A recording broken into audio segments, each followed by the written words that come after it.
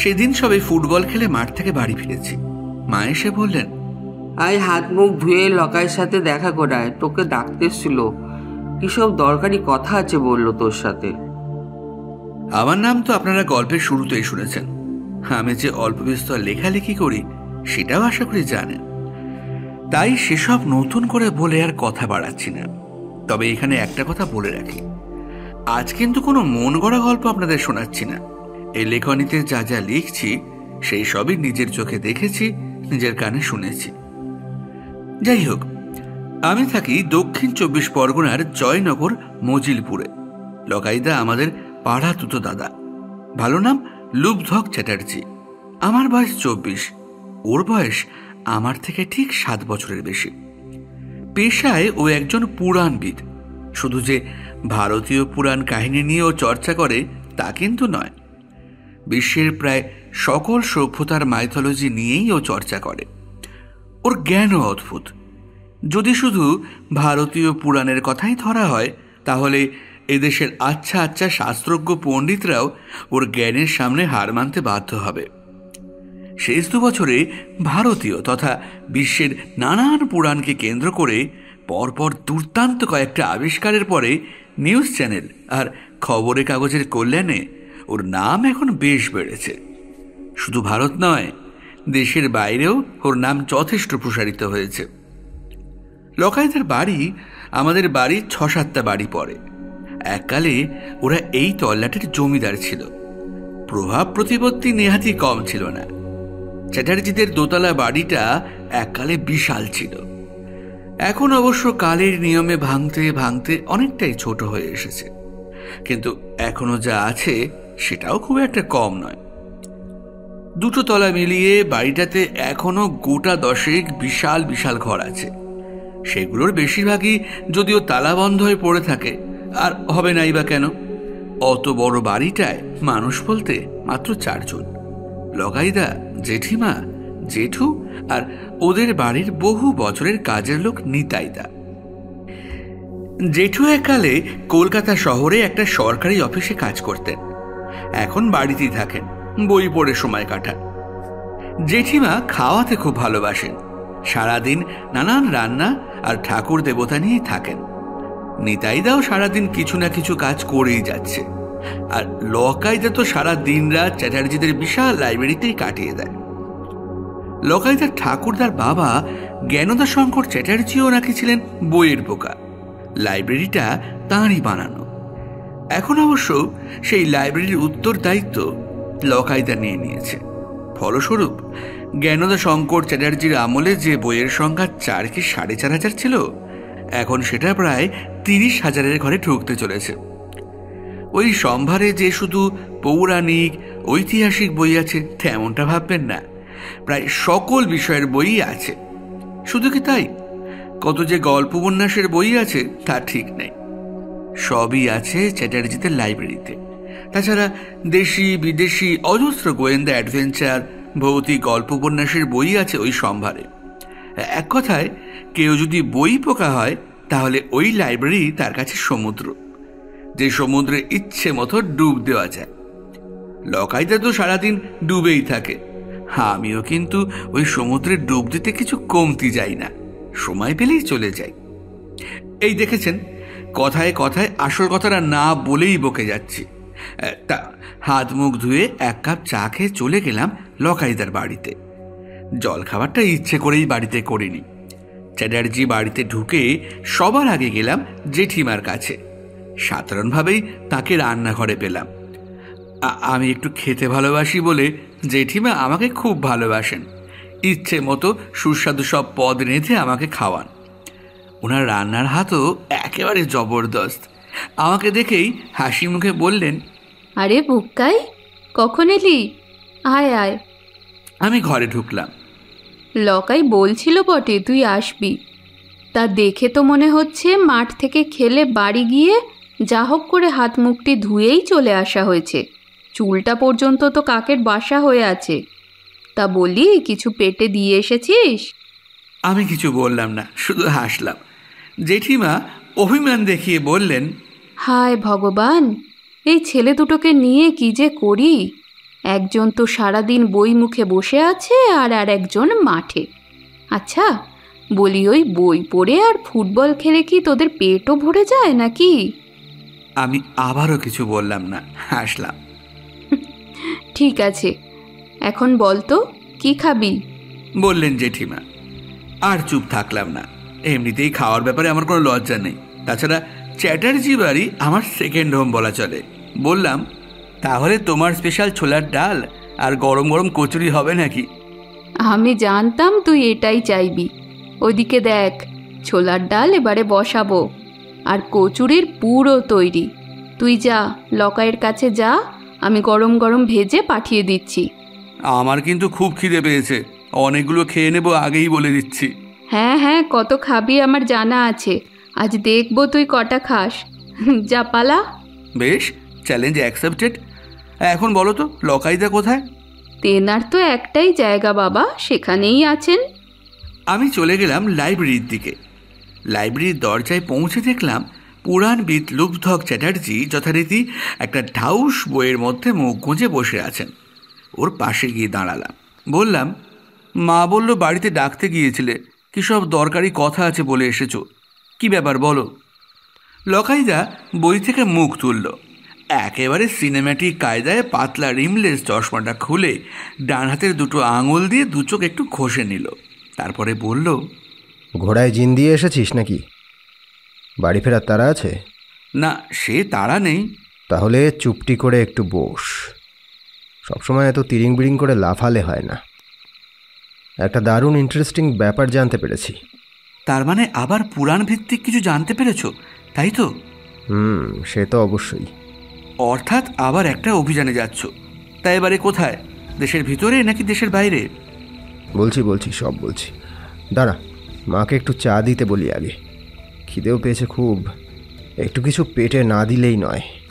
জেঠিমার সাথে আমি কথা বলে এসেছি, কচুরি, ছোলার ডাল আর চা আসছে। আরে সাবাস। তাহলে বলি শোন, 4 দিন আগে বেলার দিকে একটা মেল আসে আমার কাছে। মেলটা করেছেন প্রফেসর অভিরাম দেশমুখ। এনার নাম কখনো শুনেছিস? আমি দুপাশে মাথা নাড়িয়ে না জানিয়ে দিলাম। লকাইদা বলে চলল, প্রফেসর দেশমুখ মূলত একজন ইতিহাসবিদ, নিউ জার্সিতে একটা কলেজের প্রফেসর।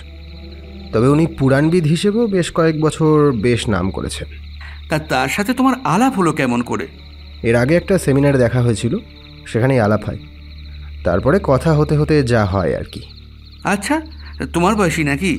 না, ভদ্রলোকের বয়স 50-এর কাছাকাছি, কিন্তু দেখে কিংবা কথা বলে বুঝতে পারবি না। মাথার কাঁচা পাকা চুল যদি বাদ দিস, তাহলে বছর 40-এর পুরুষ বলে মনে হবে। প্রায় 6.5 ফুট লম্বা, সেরকমই শক্তপোক্ত পেশিবহুল চেহারা। বাবারে, এত লম্বা চওড়া লোক তো এখন খুব একটা দেখাও যায় না। তা ঠিক। হ্যাঁ, তাই ইন্টারেস্টিং ব্যাপারটাকেই এই প্রফেসর দেশমুখকে কেন্দ্র করেই। একদমই ঠিক ধরেছিস। মেলে প্রফেসর জানিয়েছেন তিনি নাকি চীনের ইউনান প্রদেশের জিশুয়াংবান্না রেইন ফরেস্টের গভীরে কোথাও পিজিউর সন্ধান পেয়েছেন। সেই খোঁজেই একটা অভিযান করতে চান, আর সেই অভিযানে আমাকেও সঙ্গে চান। পিজিউ কি জানিস? না, আগে কখনো নাম শুনেছি বলে তো মনে হচ্ছে না। কি এটা? ঠিক এই সময় নিতাইদা দুহাতে দুটো প্লেট নিয়ে এলো। সাথে সাথে গরম কচুরি আর ছোলার ডালের সুগন্ধে গোটা ঘরটা ভরে উঠল। প্লেট দুটো আমাদের সামনে রেখে নিতাইদা বলল, নাও শুরু করো, গিন্নিমা আরো কচুরি বাচ্ছে। এগুলো শেষ করলে আবার সেগুলো দিয়ে যাব। হয়ে গেলে একটা হাঁক দিও বুক্কাই বাবু। তারপরে চলে গেল। খাবার সামনে পড়লে আমার কাছে সেটাই প্রথম প্রাধান্য পায়। তার উপরে আবার চনচনে খিদের মুখে কচুরি ছিঁড়ে ডালে ভালো করে চুবিয়ে মুখে পুরলাম। চিবোতে চিবোতে বললাম, হ্যাঁ বলো, পিজিউ জিনিসটা কি? লকাইদাও কচুরির টুকরো চিবোতে চিবোতে আবার বলতে শুরু করলো, পিজিউ হলো একটা জীব।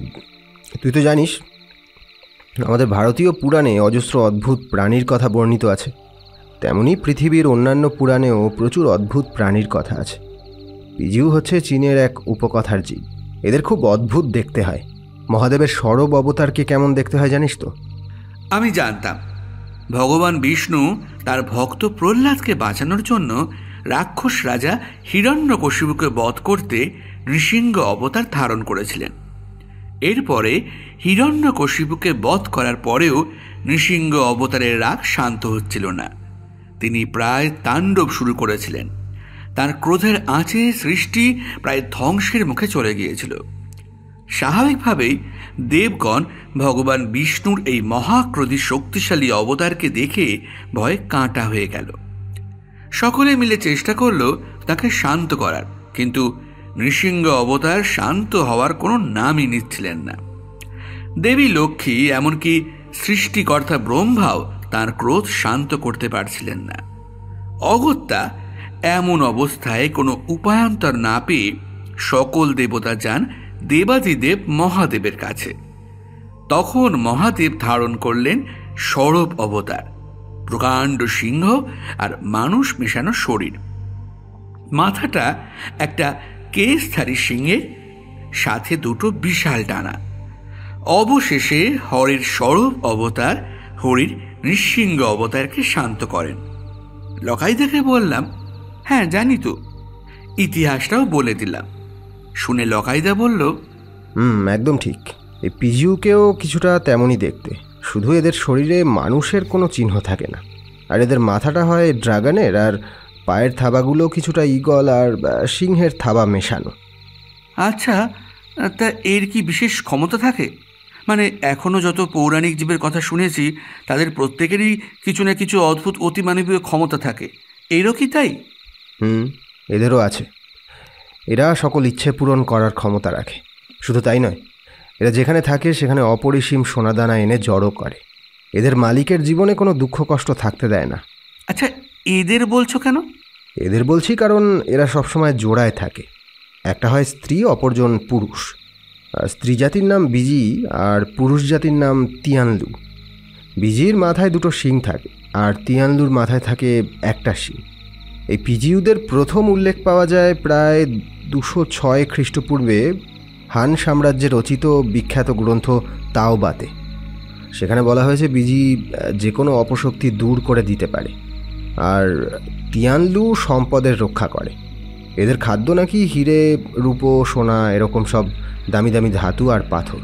শুধু তাই নয়, এদের কপালে একটা খুব উজ্জ্বল বহু মূল্যবান পাথর বসানো থাকে। মনে করা হয় সেই পাথরের উজ্জ্বলতা নাকি পূর্ণিমার জ্যোৎস্নার থেকেও অনেক বেশি। বিজি আর তিয়ানলুর কপালে থাকা এই পাথর দুটোর বেশ ইন্টারেস্টিং একটা ক্ষমতা আছে, বুঝলি? তাই নাকি? কীরকম ক্ষমতা? পাথর দুটোর মধ্যে চৌম্বকীয় ক্ষমতা আছে, তবে সেই চুম্বক কোনো লোহালক্কর টানে না, বরং পৃথিবীর যত দামি ধাতুকে টেনে নিয়ে আসে পিজিউদের কাছে। তারা সেগুলো খায়। আচ্ছা, সেই জন্যই এই প্রাণী যার বাড়িতে থাকে তার বাড়িতে প্রচুর ধন সম্পত্তি হয়ে যায়, তাই তো? ঠিক তাই। বুঝলাম। তার মানে এবারে তুমি এই জীবটা খুঁজতে যাবে? সেটা এখনও নিশ্চিত করে বলতে পারছি না। তার আগে প্রফেসর দেশমুখের সাথে সামনাসামনি কথা বলতে হবে। ও, তা উনি হঠাৎ করে এই প্রাণীর খোঁজ পেলেন কেমন করে? সেটা তো আমিও জানতে চাই। মানে মেলে উনি সে কথা বলেননি? না, বলেননি। এই তো 7:30 বাজতে যায়। এইবারেই প্রফেসর আসবেন, তখনই সব জানতে পারবো। উনি আসছেন? উনি কলকাতায় আজ সকালেই এসে গেছেন। সকালেই ফোন করে জানালেন সন্ধ্যে 7:30টার দিকে আমার বাড়িতে আসবেন। আমার ঠিকানা ওনার কাছে আছে, আর তাছাড়া আমি ভালো করে বলেও দিয়েছি কিভাবে আসতে হবে। ও, তাহলে আমি উঠি, জেঠিমার কাছ থেকে আরও গোটা কয়েক কচুরি খেয়ে বাড়ি যাই। কেন? ওনার সাথে কি কথা হচ্ছে শুনবি না? শুনে আর কি করব? এইটুকু শুনেই অ্যাডভেঞ্চারের তীব্র গন্ধ পাচ্ছি। আমি তো জানি যাই কথা হোক না কেন তুমি যাবে, আর তারপরে ফিরে এসে আমাকে সেই গল্প শুনিয়ে লোভ দেখাবে। তার থেকে তখনই একবারে শুনে নেব। চললাম, তোমার অভিযান সফল হোক, বেস্ট অফ লাক। এখানে একটা কথা বলি, লকাইদা ফিরে এসে তার অভিযানের সব কথাই আমাকে বলে। সেসব শুনে কোনো অ্যাডভেঞ্চার গল্প বা উপন্যাসের থেকে কম কিছু মনে হয় না, কিন্তু প্রতিবারই ওর মুখ থেকে কথাগুলো শুনে আমার দারুণ লোভ হয়। মনে হয়, ইস, আমিও যদি যেতে পারতাম ওর সাথে, যদি সব কিছু একবার চোখের সামনে দেখতে পেতাম তাহলে কত ভালোই না হতো। যদিও ওকে কখনোই সে কথা বলিনি, কিন্তু ওই দিন কি হলো বলেই ফেললাম। একটা চাপা অভিমানও ফুটে উঠেছিল আমার কথাগুলোয়। আমার কথাটা শুনে দেখলাম লকাইদা মুচকি মুচকি হাসছে। আমার বেশ রাগই হলো। বললাম, এতে হাসার কি আছে, সত্যি কথাই তো বলছি। হাসতে হাসতে ও বলল, না না, এমনি হাসছি। তুমি হাসো, আমি চলি। এই দাঁড়া দাঁড়া, কোথায় যাচ্ছিস? বস বস এখানে এসে। আমি গিয়ে আবার বসলাম। লকাইদা হাঁক দিয়ে নিতাইদাকে ডাকলো। নিতাইদা এলে আমাদের দুজনের জন্য আরও কয়েকটা করে কচুরি আর ছোলার ডাল আনতে বলল। নিতাইদা কিছুক্ষণের মধ্যেই সেসব দিয়ে গেল। আমরা আবার খেতে শুরু করলাম। খেতে খেতে লকাইদা বলল, একটা ব্যাপার ভেবে দেখেছিস কি? অভিমানী সুরেই বললাম, কি ব্যাপার? মানে আগের সববারে আমি তোকে অভিযান থেকে ফিরে এসে সব কথা জানিয়েছি, তার আগে কি কিছু বলেছি? ভেবে দেখলাম, না সত্যি তো, এর আগের অভিযানগুলো ও করে এসে তারপরে আমাকে সব বলেছে। তার আগে সে ব্যাপারে একটা টু শব্দও করেনি। কিছু না বলে ওর দিকে তাকালাম। লকাইদা হেসে বলল, তাহলে এবারে কেন বললাম সেটা কি আন্দাজ করতে পারছিস? আমি শুধু দুপাশে মাথা নাড়লাম। ও বলল, এত বোকা হলে চলবে না, তোকে আরও চালাক চতুর হতে হবে। আচ্ছা সে নয় হব, তুমি এখন কারণটা বলো তো। আচ্ছা দেখ, তুই তো জানিস আমি যে অভিযানেই যাই না কেন সেই অভিযান থেকে ফেরার আগে পর্যন্ত সে ব্যাপারে আমি আর অভিযানটার সাথে যুক্ত যারা তারা ছাড়া আর কেউ কিচ্ছু জানতে পারে না। আমি আরও অবাক হলাম। বললাম, তার মানে আমিও? লকাইদা হেসে বলল, তার মানে এবারের অভিযানটায় তুইও আমাদের সাথে থাকছিস। এতদিন তোর পড়াশোনা ছিল, আর এমন অভিযানে গেলে তার অল্প হলেও ক্ষতি হতো, সেটা মিস্টার ঘোষ কি মেনে নিতেন? আমার বাবা পড়াশোনার ব্যাপারে সত্যিই খুব কঠিন। তার কাছে কথা হচ্ছে, তুমি যা ইচ্ছে করো কোনো সমস্যা নেই, কিন্তু পড়াশোনার যদি কোনো রকম ক্ষতি হয় তাহলেই উনি ভগবান পরশুরামের মতো মহাক্রোধী রূপ ধারণ করবেন। লকাইদা ভুল কিছুই বলেনি। ওর সাথে অ্যাডভেঞ্চার করতে গেলে পড়াশোনার একটু ক্ষতি হতো বই কি। এবারও আমি কিছু বললাম না, নিঃশব্দে দুপাশে মাথা নাড়ালাম। লকাইদা বলল, এখন তোর পড়াশোনা শেষ, আর চিন্তা নেই। কোনো কাজ পাওয়ার আগে পর্যন্ত তুই ঝাড়া হাত পা। এখন আমার সাথে গেলে আশা করছি কাকু আর কিছু বলবেন না। কি এবার খুশি তো? আমার যে কতটা আনন্দ হচ্ছিল সেটা বলে বোঝাতে পারবো না। ওপর নিচে মাথা নাড়িয়ে হ্যাঁ বুঝিয়ে মন ভরা আনন্দ নিয়ে হাসি মুখে আবার কচুরি আর ডালের বাটিতে মনোনিবেশ করলাম। প্রফেসর অভিরাম দেশমুখ বেশ পাংচুয়াল ব্যক্তি। ঠিক 7:30 এসে উপস্থিত হলেন। নিতাইদা তাকে যথারীতি লাইব্রেরিতে ছেড়ে দিয়ে গেল। মানুষটাকে প্রথমবারের জন্য আমি দেখলাম। লম্বা চওড়া সৌম্যদর্শন পেশি বহুল দেহাধিকারী মানুষটাকে দেখলে সত্যি বিশ্বাস হয় না তার বয়স 60 ছুঁতে চলেছে। বোঝো কাণ্ড। প্রফেসর দেশমুখ এসে আমাদের মুখোমুখি বসলেন। হাসি মুখে লকাইদার সাথে হ্যান্ডশেক করে স্পষ্ট বাংলায় বললেন, কেমন আছো রূপধক? ভালো আছি, আপনি ভালো আছেন? হ্যাঁ, একেবারে ফিট অ্যান্ড ফাইন। তা তুমি তো স্বচ্ছন্দে কলকাতায় থাকতে পারো, এতে তোমার কাজেরও সুবিধা হওয়ার কথা। এত দূরে থাকার কোনো বিশেষ কারণ আছে নাকি? লকাইদা এই উপদেশ আগেও বহুবার শুনেছে। প্রতিবারই হাসি মুখে ও যে উত্তর দিয়েছে এবারও সেটা দিল। বলল, হ্যাঁ অবশ্যই একটা কারণ আছে। এই জায়গা আমার জন্মস্থান প্রফেসর। আমার শিকড় যে এখানেই গাঁথা। পৃথিবীর যে প্রান্তেই চলে যাই না কেন শিকড়ের টানে আমাকে আবার এখানে ফিরে আসতেই হবে। তাছাড়া এখানে আমি একটা আলাদাই শান্তি পাই। শহরের শোরগোলে সেই শান্তি ভঙ্গ হয়। এইসব কারণেই এখানেই থাকি। এই ছোট ছোট কারণের জন্যই তোমাকে এত ভালো লাগে। ভালো, খুব ভালো। তা প্রফেসর, অনেকটা পথই তো এসেছেন, কিছু খাবেন তো? সত্যি বলতে কি খিদে বেশ পেয়েছে। আর তাছাড়া তোমার বাড়িতে ঢুকেই কচুরি আর ছোলার ডালের গন্ধ নাকে যেতেই সেই খিদে আরো দ্বিগুণ হয়ে গেছে। আমরা তিনজনই হেসে ফেললাম। নিতাইদের উদ্দেশ্যে হাঁক পড়ল। প্রফেসর দেশমুখের জন্য কচুরি ছোলার ডালও চলে এলো। তিনি বললেন, তা তোমাদের কই? লকাইদা বলল, আমরা একটু আগেই খাওয়া শেষ করেছি, আপনি খান। তারপরে নিতাইদাকে বলল, নিতাইদা একটু পরে আমাদের জন্য চা এনে দিও একটু। দেখলাম কচুরি ছোলার ডাল মুখে দিতেই প্রফেসরের চোখ বুজে এলো। দারুণ শান্তি ছেয়ে গেল তার মুখে। বললেন, কি যে সুস্বাদু লাগছে। আসলে নিউ জার্সিতে এমন কচুরি ছোলার ডাল স্বপ্ন, বুঝলে। বিদেশিরা হাজার উন্নতি করলেও আমাদের মা ঠাকুমার মতন রান্নাটা কখনো শিখবে না। এদেশের খাবারে একটা আলাদাই তৃপ্তি আছে। কতদিন পর যে স্বাদ পাচ্ছি তা বলে বোঝাতে পারবো না। হা হা, চমৎকার চমৎকার। আমার এখানে থাকার এটাও একটা কারণ প্রফেসর, বলল লকাইদা।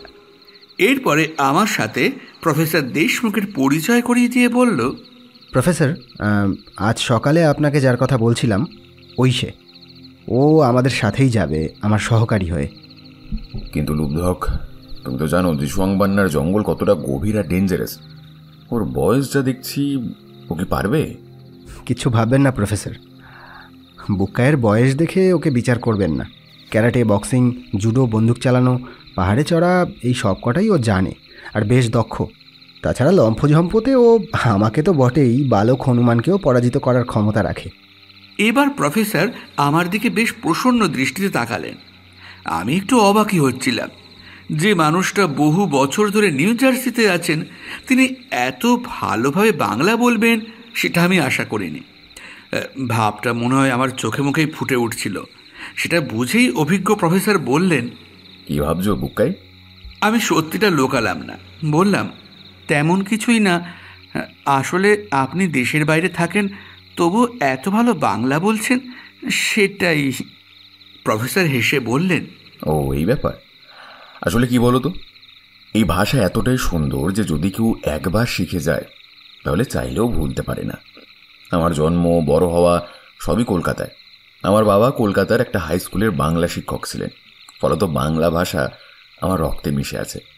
শুধু নিউ জার্সি কেন, আমি যদি এতগুলো বছর চাঁদেও থাকতাম তাহলেও এই ভাষা ভুলতে পারতাম না।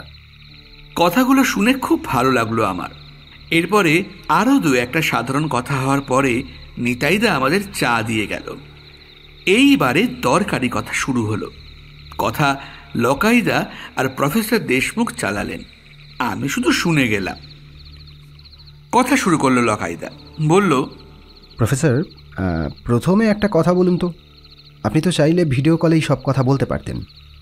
এত দূরে আসার কারণটা কি বলুন তো?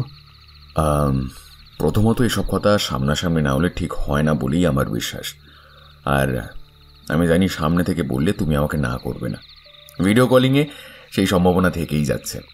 আর দ্বিতীয়ত, এই দেশটা আমার খুব পছন্দের, আমার খুব কাছের। কাজের খাতিরে বাইরে থাকি বলেই হয়তো আরও বেশি করে দেখতে ইচ্ছে হয়, তাই সেই সুযোগ হাতছাড়া করতে চাইনি আমি। আমিও ঠিক এটাই অনুমান করেছিলাম। ঠিক আছে, এবারে ব্যাপারটা একটু ভালো করে বলুন তো। মানে বুক্কাই আর আমি দুজনেই দারুণ সাসপেন্সে আছি। বলছি। চাইনিজ প্রাণীবিজ্ঞানী মিং হান আমার বহু বছরের বন্ধু। ওর হঠাৎ করেই ক্রিপ্টোজুওলজির উপর দারুণ টান জন্মেছিল।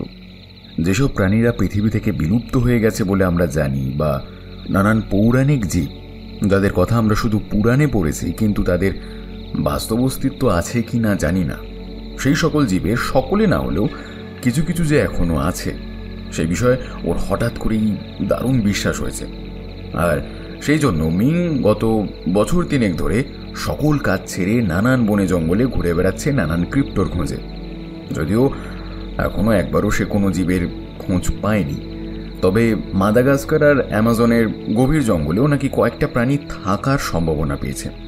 এবারে মিং নিজের দেশেরই একটা উপকথার জীবকে খোঁজা শুরু করেছিল, যেটার কথা তোমায় বলেছি, পিজিউ। আচ্ছা, পিজিউ ব্যাপারটা কি জানো তোমরা?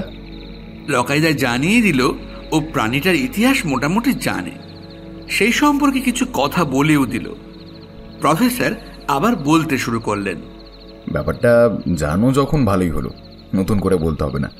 তা মিং মাস 8 আগে চীনের ইউনান প্রদেশের জিসুয়াংমান্না রেইন ফরেস্টে গিয়েছিল ওই প্রাণীর খোঁজে। নানান উপকথা খুঁজে ও নাকি জানতে পেরেছিল প্রাণী দুটো ওই জঙ্গলেরই গভীরে কোথাও আছে। সত্যি বলতে মিংয়েরই পাগলামোটা আমার মোটেই ভালো লাগছিল না। এসব ছেড়ে আবার নিজের পুরনো কাজগুলো শুরু করার কথা ওকে অনেকবার বলেছিলাম, কিন্তু ও কিছুতেই মানতে নারাজ। আমি কিন্তু ওর কথাগুলো বিশ্বাস করতাম না বলছি কারণ এখন আমার কাছে একটা প্রমাণ আছে, বলা উচিত মিং দিয়েছে। তারপরে ওর কথা অন্তত এই পিজিউর ব্যাপারটা অবিশ্বাস করা আমার পক্ষে অসম্ভব হয়ে দাঁড়িয়েছে। 6 মাস আগে হঠাৎ একদিন মিংয়ের ফোন পেলাম। সে নিউ জার্সিতে এসেছে, আমার সাথে বিশেষ দরকার আছে।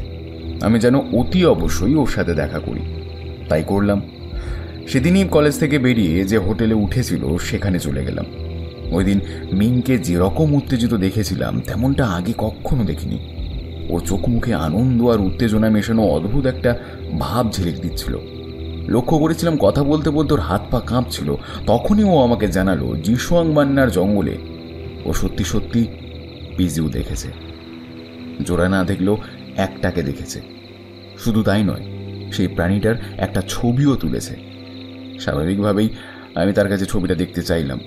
মিং আমাকে ছবিটা দেখালো। দেখে আমি একেবারে স্তব্ধ হয়ে গেলাম। এই তো ছবিটা সাথেই এনেছি, নাও তোমরাও দেখো। প্রফেসর দেশমুখ এবারে তার কালো সুটকেস খুলে তার মধ্যে থেকে একটা ফটোগ্রাফ লকাইদের দিকে এগিয়ে দিলেন। লকাইদা সেটা হাতে নিয়ে দেখতে শুরু করলো। আমিও ওর কাঁধের ওপর থেকে ঝুঁকে পড়ে ছবিটা দেখলাম। দিনের বেলার ছবি। জায়গাটা জঙ্গলের মাঝে হলেও আকাশ দেখা যাচ্ছে। দূরের পাহাড়গুলোও দেখতে পেলাম। আর দেখতে পেলাম একটা কিছু আকাশে উড়ছে। প্রাণীটাকে বেশ স্পষ্ট দেখা যাচ্ছে। না, সেটা পাখি নয়। কোনো পাখি অত বড় হয় না। তাছাড়া কোনো পাখির শরীরও ওই রকম হয় না। প্রাণীটার শরীর বিশাল সিংহের, 4টে থাবা, সিংহ আর ঈগল মেশানো।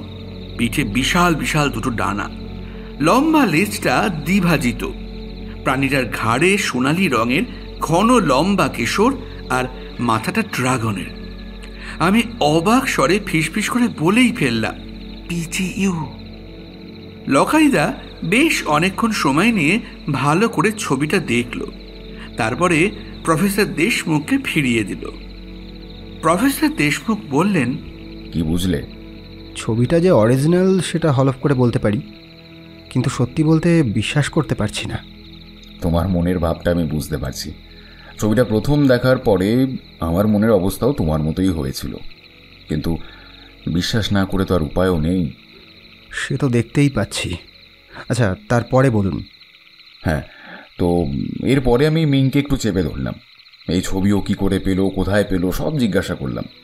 তাতেও জানালো খোঁজ খবর নিয়ে ও জেনেছে জিসোয়াং মান্নার জঙ্গলের গভীরে সেন হি নামের কোনো একটা নদী আছে। এই নদীর উৎসস্থলের কাছেই কোথাও নাকি পিজিউ থাকে। চাইনিজ শব্দ সেন হি এর বাংলা তর্জমা করলে হয় ভগবানের নদী। তা আমি জানতে চাইলাম প্রাণীটা যে ওইখানেই আছে সে ব্যাপারেও অতটা নিশ্চিত কেমন করে হচ্ছে। তাতে মিং আমাকে পিজিউ সম্পর্কে অদ্ভুত একটা কাহিনী শোনালো। ব্যাপারটা আমিও জানতাম না। তার কাহিনী অনুযায়ী আদিকালে পিজিউ ছিল ড্রাগন সম্রাটের ছেলে। স্বর্গেই তার বাস ছিল। তা একদিন নিজের অজান্তেই পিজিউ তার পিতার অতি পছন্দের মহামূল্যবান একটা জিনিস ভেঙে ফেলে। সেটা দেখে স্বাভাবিকভাবেই ড্রাগন সম্রাট রেগে অগ্নিশর্মা হয়ে ওঠে। রাগ সামলাতে না পেরে তিনি নিজের ছেলেকে অভিশাপ দিয়ে বসেন এবং সেই অভিশাপের কারণে পিজিউ এমন এক অদ্ভুত প্রাণীতে পরিণত হয়। সেই সাথে ওর মলদ্বারও রুদ্ধ হয়ে যায় আর সে স্বর্গ থেকে মর্তে নির্বাসিত হয়। এমন একটা বিচিত্র অভিশাপের কথা শুনে আমি আর হাসি আটকে রাখতে পারলাম না। হেসে বললাম, অনেক বিচিত্র অভিশাপের কথা শুনেছি, কিন্তু এমন অভিশাপের কথা শুনিনি। এ আবার হয় নাকি? ব্যাপারটা সত্যি হাস্যকর, কিন্তু আমি পরে নিজেও পড়াশোনা করে দেখেছি চীনের বেশ কিছু উপকথায় এই গল্পের কথা আছে। ঠিক আছে, আপনি তারপরে বলুন। প্রফেসর বলতে শুরু করলেন, হ্যাঁ, তা অভিশাপ দেওয়ার বেশ কিছু সময় পরে ড্রাগন সম্রাটের রাগ বেশ কিছু নরম হয়।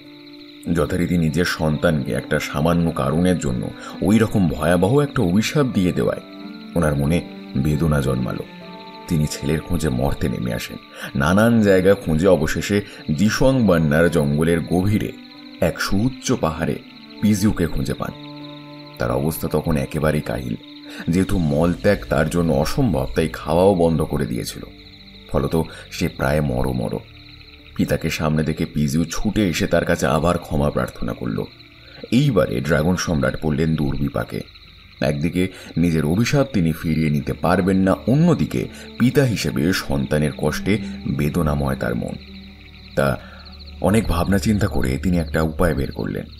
তিনি পিজিউকে বললেন সে খাবার খাবে, তবে খুবই বিশেষ খাবার যা সাধারণত কোনো প্রাণী খায় না। সে এমন জিনিস খাবে যা ত্যাগ করা খুবই কঠিন।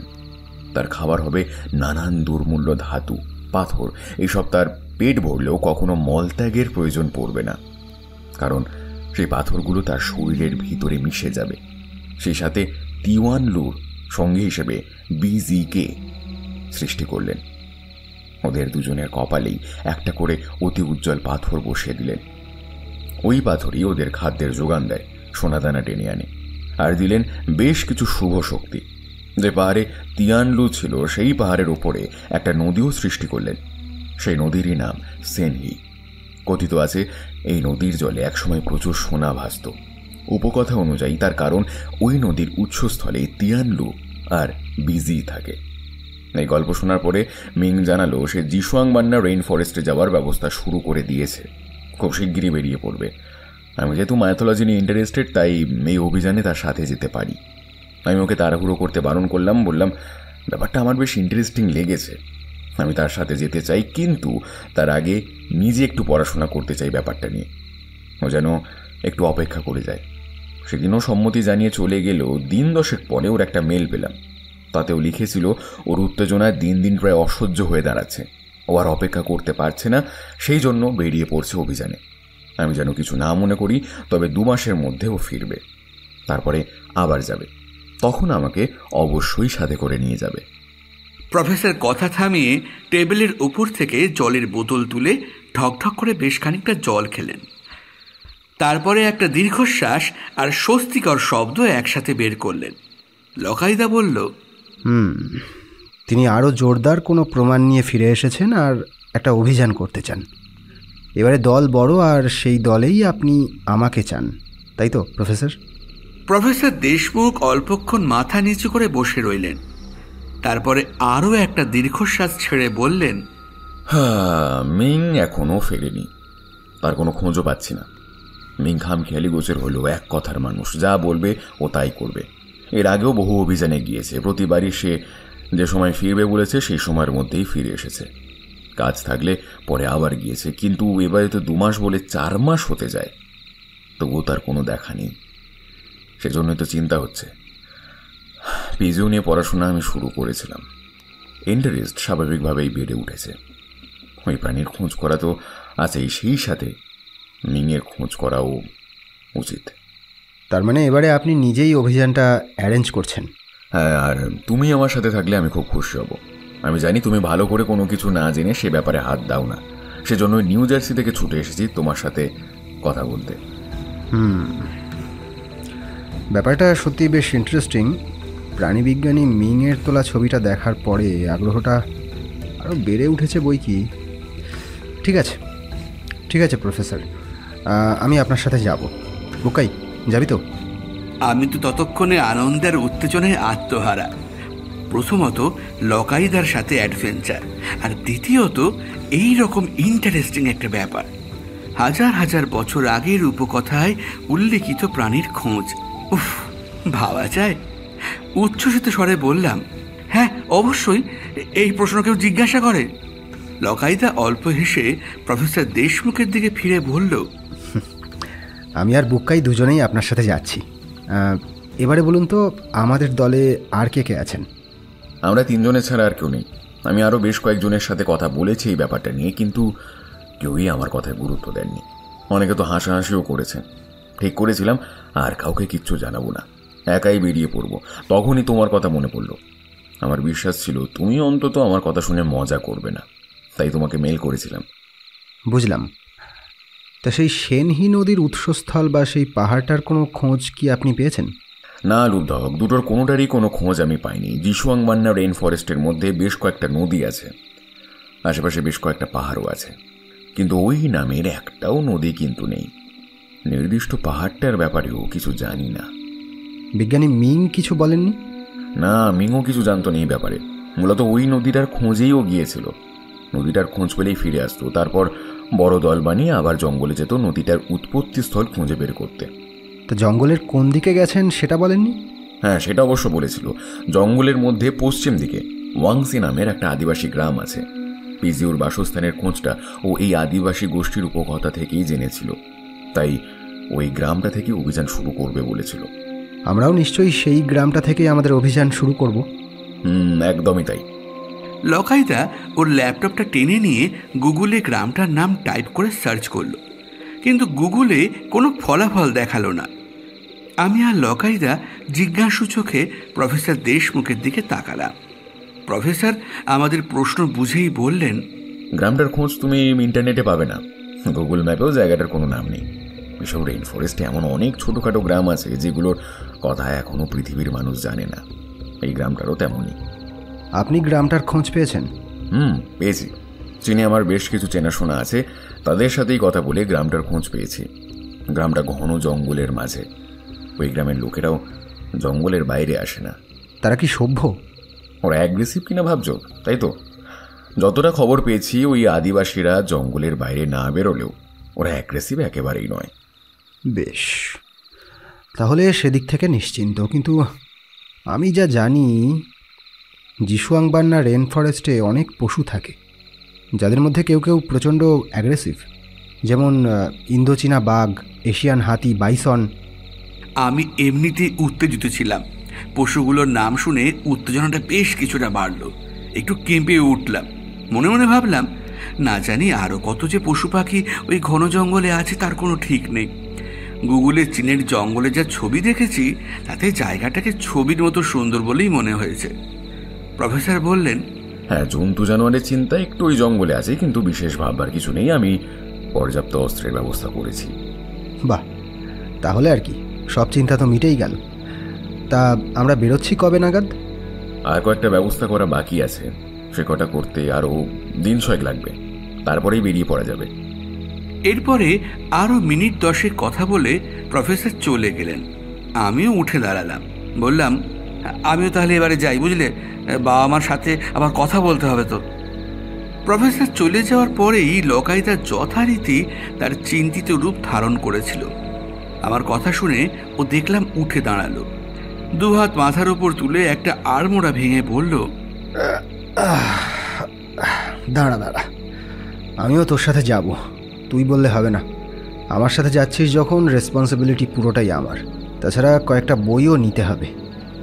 আমি জানি লকাইদা কোথাও যাওয়ার আগে বা কোনো বিষয় নিয়ে কাজ করার আগে সেই জায়গা আর সেই বিষয় সম্পর্কে যতটা সম্ভব তথ্য জোগাড় করে নেয়।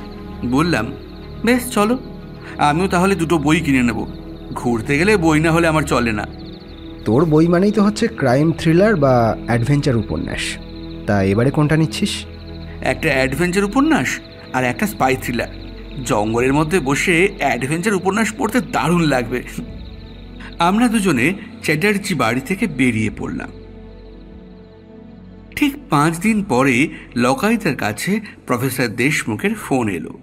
তিনি জানিয়ে দিলেন আর 2 দিন পরেই আমাদের বেরিয়ে পড়তে হবে। প্রফেসর নিউ জার্সি থেকে সোজা চীনে চলে যাবেন, আমাদেরও তাই করতে হবে। চীনের কুনমিং চ্যাংশুই ইন্টারন্যাশনাল এয়ারপোর্টে আমরা মিট করব। আমাদের টিকিটের ব্যবস্থাও করে দিলেন উনি।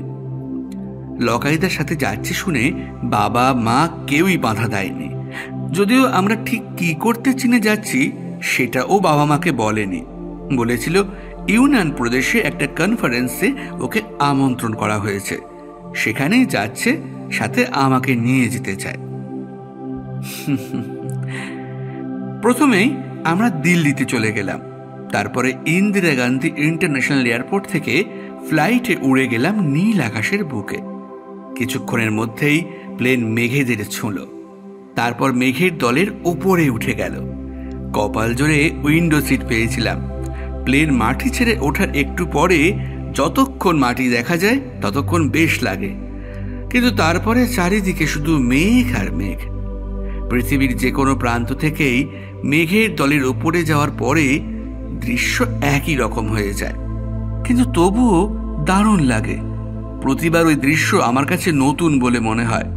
শুনেছি একজন মানুষ নাকি এক জীবনে কখনো দুবার এক রকমের আকাশ দেখে না। এই কথাটা যে সত্যি সেটাও প্রতিবার প্রমাণিত হয়। পেঁজা তুলোর মতো সারি সারি মেঘের দল প্রতিবার আলাদা আলাদা আকার ধারণ করে। এক এক সময় তো ভয়ঙ্কর দানব, তো আবার কখনো বিশাল সুদৃশ্য কোনো পাখি। প্রতি মুহূর্তে তারা সাজ পরিবর্তন করেই চলেছে। তা মেঘেদের বহুরূপীর মতো রূপ পরিবর্তন দেখতে দেখতেই তন্দ্রা এসে গিয়েছিল। তন্দ্রাটা ভাঙল একটা ঝাঁকুনিতে। চোখ খুলতে শুনলাম লকাইদা আমাকে ঠেলে বলছে, এই বুকাই, বুকাই, এই উঠে পড়, প্লেন ল্যান্ড করে গেছে। বুঝলাম জোরালো যে ঝাঁকুনিটায় ঘুম ভেঙেছে সেটা প্লেন ল্যান্ড করার ঝাঁকুনি। দু চোখ ঘষে নিয়ে একটা প্রকাণ্ড হাই তুলে নিয়ে বললাম, একটু তাড়াতাড়ি চলে এলাম। তুই তো প্রায় 2.5 ঘন্টা টেনে ঘুম মারলি।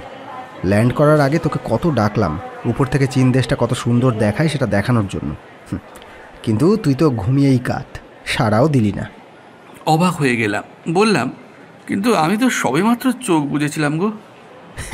হ্যাঁ সেই তো, ছাড়ে সব, চল। এয়ারপোর্টের বাইরে প্রফেসরের থাকার কথা, ওনাকেও আবার খুঁজে বের করতে হবে। এয়ারপোর্টের বাইরে বেরিয়ে প্রফেসরকে খোঁজার দরকার পড়ল না। বাইরে আসতেই দেখলাম উনি দাঁড়িয়ে আছেন। আমাদের দেখতে পেয়ে হাসি মুখে এগিয়ে এলেন। 6 ঘন্টার জার্নি করে নিশ্চয়ই দুজনে ক্লান্ত। চলো আগে হোটেলে চলো, তারপরে বাকি কথা হবে। না না, ক্লান্ত হওয়ার কিছুই নেই। ফ্লাইটের পরিষেবা খুবই ভালো, কোনো সমস্যাই হয়নি। আর বুকাই তো ফাটিয়ে ঘুমিয়েছে, ওর আর রেস্ট লাগবে বলে তো মনে হচ্ছে না। এত ঘুমিয়েছে যে 2.5 ঘন্টার ঘুম ওর কাছে মিনিট খানেকের বলে মনে হয়েছে।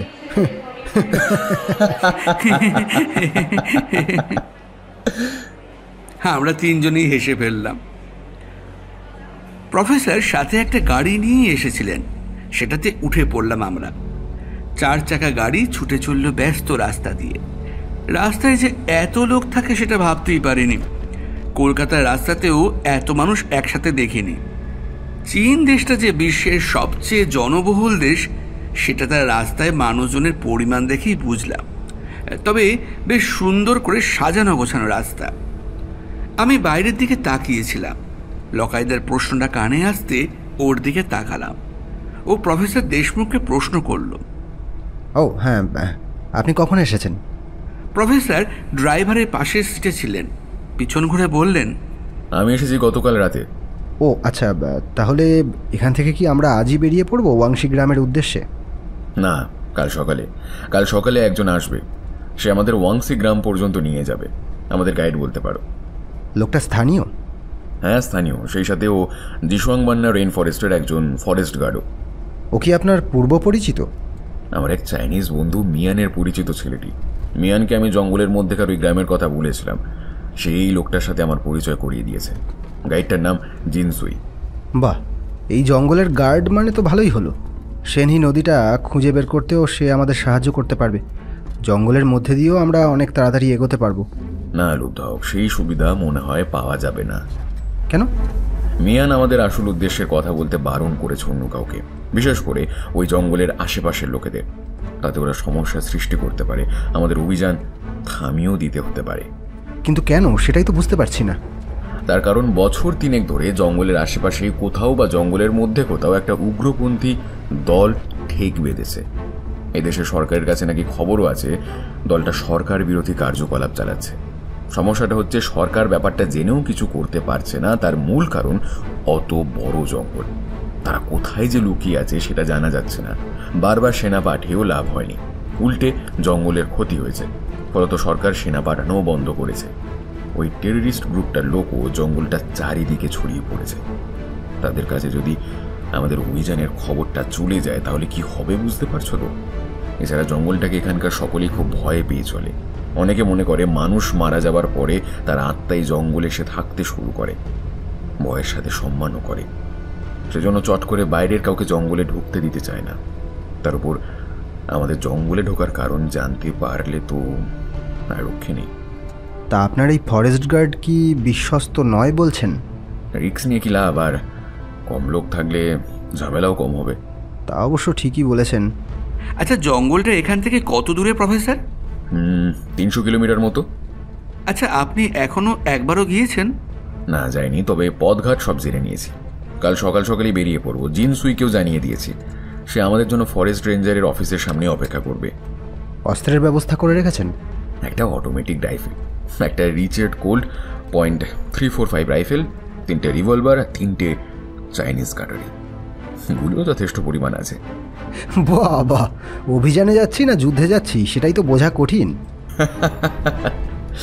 টেরারিস্টদের ব্যাপারটা জেনে আরও অস্ত্র বেশি করে সাথে নিয়েছিলাম। তো যা শুনলাম, দলটা খুবই ডেঞ্জারাস।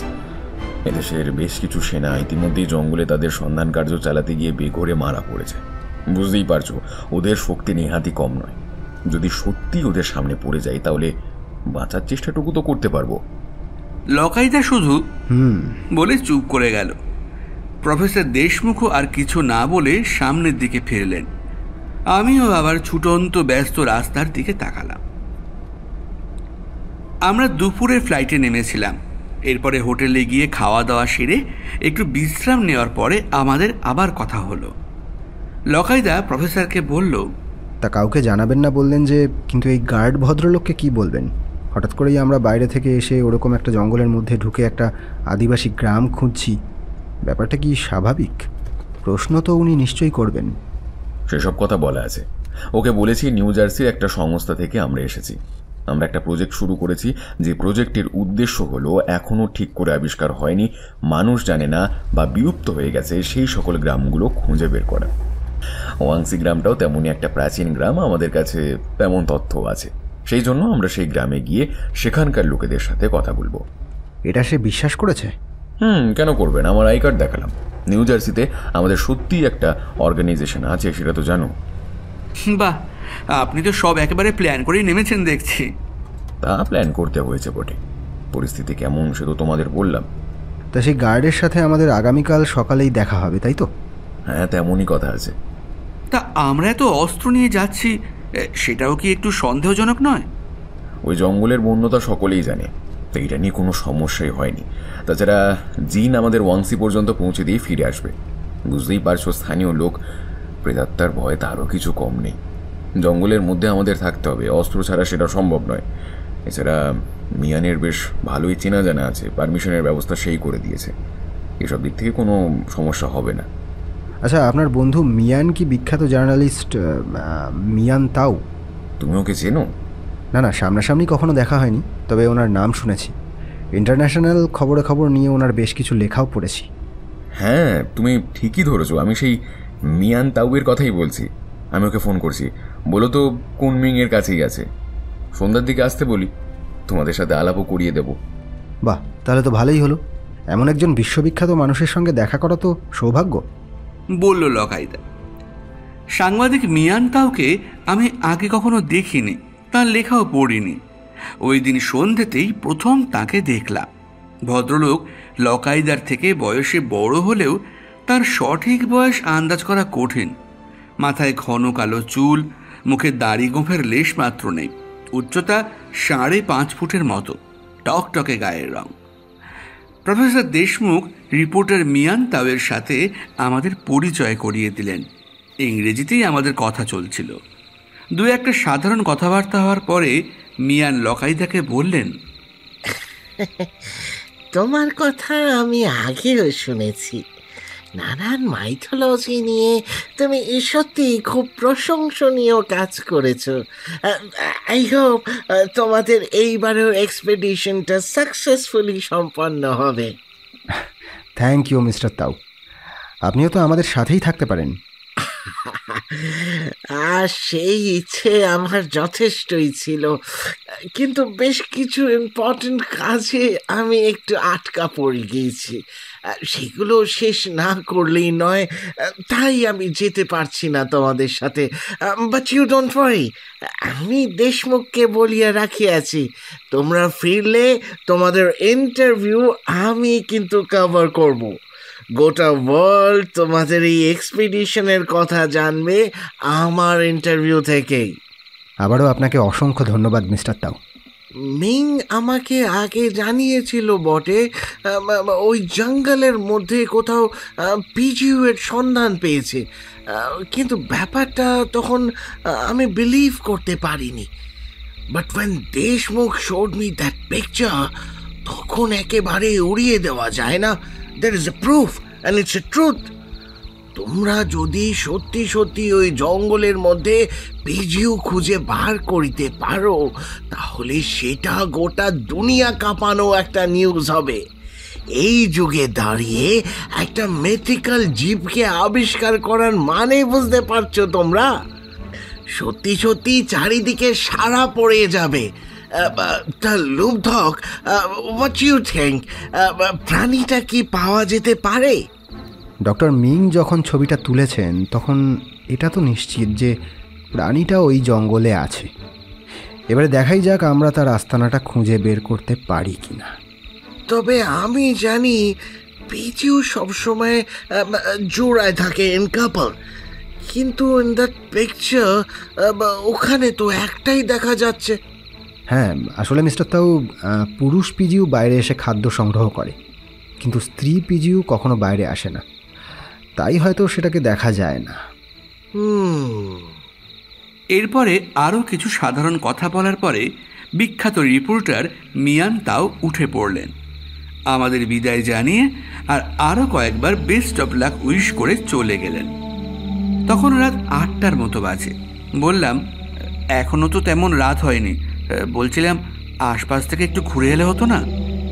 প্রফেসর দেশমুখ আর লকাইদা সম্মতি জানালো।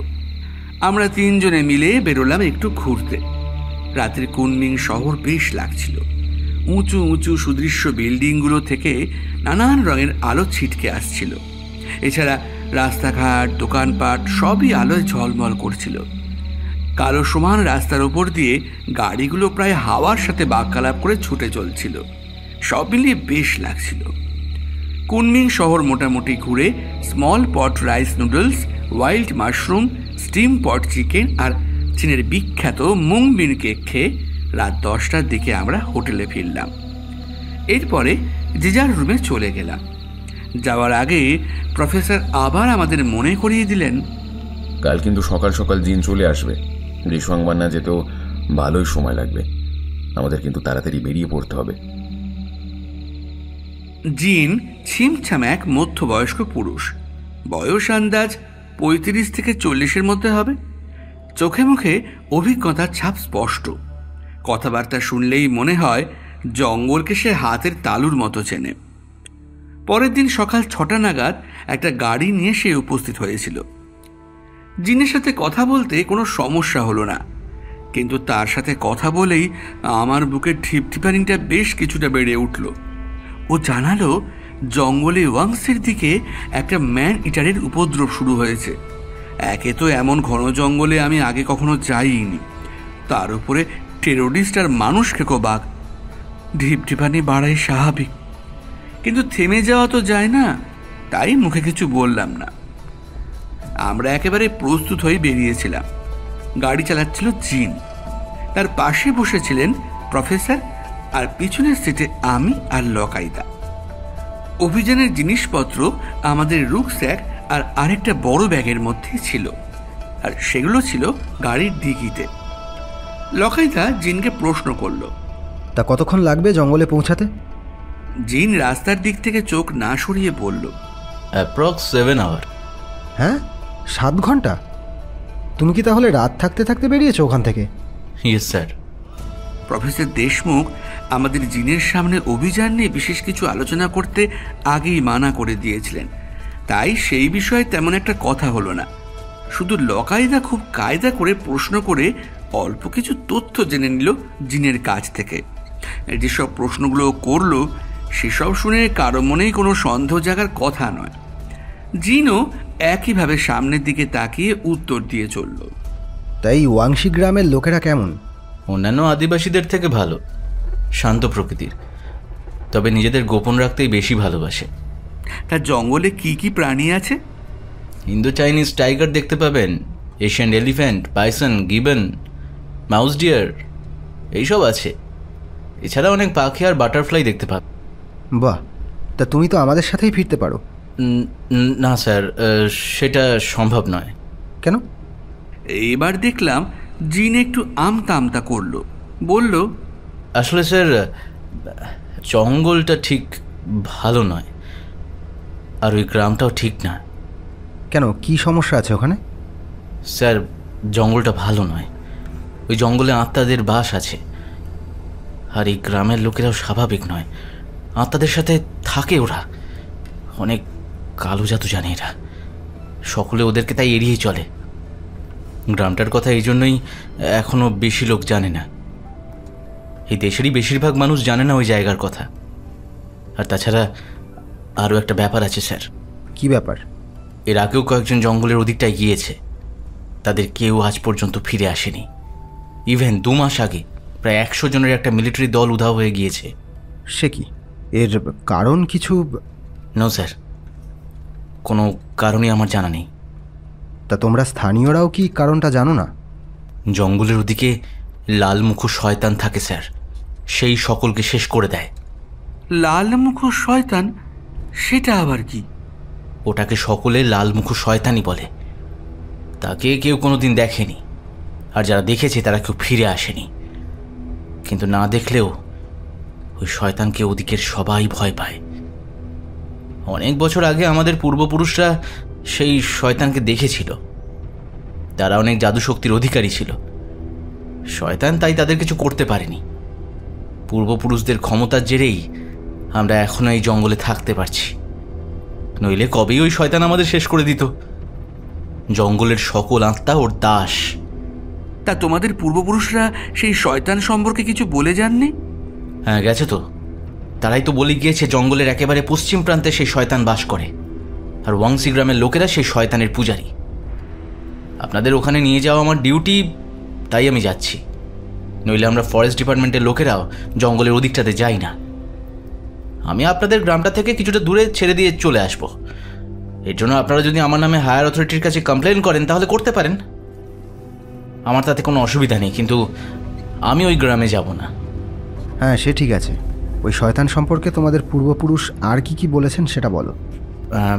বলছি, তাদের মতে শয়তানটাকে দেখতে কিছুটা ড্রাগনের মতো হলেও পুরোটা নয়।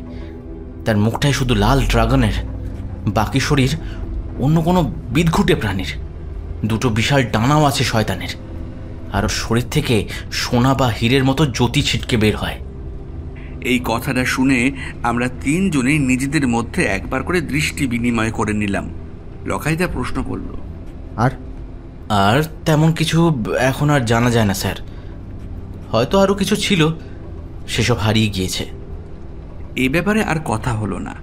তার জায়গায় প্রফেসর দেশমুখ জিজ্ঞাসা করলেন, শুনলাম জঙ্গলে নাকি টেররিস্টদের একটা ঘাঁটি আছে। ইয়েস স্যার, কিন্তু তাদের কোনোভাবেই ট্র্যাক করা যাচ্ছে না। ওই যে বললাম 2 মাস আগে যে মিলিটারি দলটা উধাও হয়ে গিয়েছে, ওরা ওই টেররিস্টদের খুঁজতে জঙ্গলে গিয়েছিল। সেনার ধারণা ছিল টেররিস্টরা জঙ্গলের ওই পশ্চিম দিকেই ঘাঁটি করেছে, যেহেতু ওদিকটা কেউ যায় না। কিন্তু আমি জানি সেটা সম্ভব নয়। ওদিকে ওয়াংসি গ্রামের মানুষ ছাড়া আর কোনো মানুষ বাঁচতে পারে না। ওই শয়তান কাউকে বাঁচতে দেবে না। এরপরে আর কোনো কথা হলো না। প্রায় 6.5 ঘন্টা একটানা চলার পরে দূরে পাহাড় চূড়ো দেখতে পেলাম। পাহাড়গুলো সবুজ চাদরে ঢাকা। দূর থেকে মনে হচ্ছিল কেউ যেন সবে সবে সবুজ কার্পেট বসিয়ে দিয়ে গেছে পাহাড়ের গায়ে। আরও কিছুটা যাওয়ার পরে আমাদের দুপাশে জঙ্গল শুরু হলো। গাড়ি থেকে দেখেই বুঝতে পারছিলাম জঙ্গল বেশ ঘন। আরও কিছুক্ষণ যাওয়ার পরে আমাদের গাড়ি থামলো একটা সুদৃশ্য বাংলোর সামনে। জিশুয়াং বান্না ফরেস্ট বাংলো। বাংলোটার ঠিক পিছনে অনেক দূরে সারি সারি পাহাড় চূড়ো। আশেপাশে যতদূর চোখ যায় শুধু সবুজ আর সবুজ। উপরে পরিষ্কার নীল আকাশ, আর তলায় সবুজের সাম্রাজ্য। আর দুয়ের মাঝে মাথা উঁচু করে দাঁড়িয়ে পাহাড়ের সারি। তাদের কয়েকটার গা থেকে ঝরে পড়া ঝর্ণা ঝাপসা হলেও দেখতে পাচ্ছিলাম। এক পলকে দেখে মনে হচ্ছিল যেন বিশাল কোনো একটা ওয়াটার পেন্টিং দেখছি। শিল্পী তার নিপুণ টানে সবেমাত্র কাজ শেষ করেছে। রঙের বাহার বারবার চোখ কেড়ে নিচ্ছিল। ফরেস্ট বাংলোটার দুপাশেও প্রচুর গাছপালা ছিল। গাছের ডালে নানান রঙের পাখিও দেখতে পাচ্ছিলাম। তারা আপন মনে নাচানাচি করছিল, গান গাইছিল।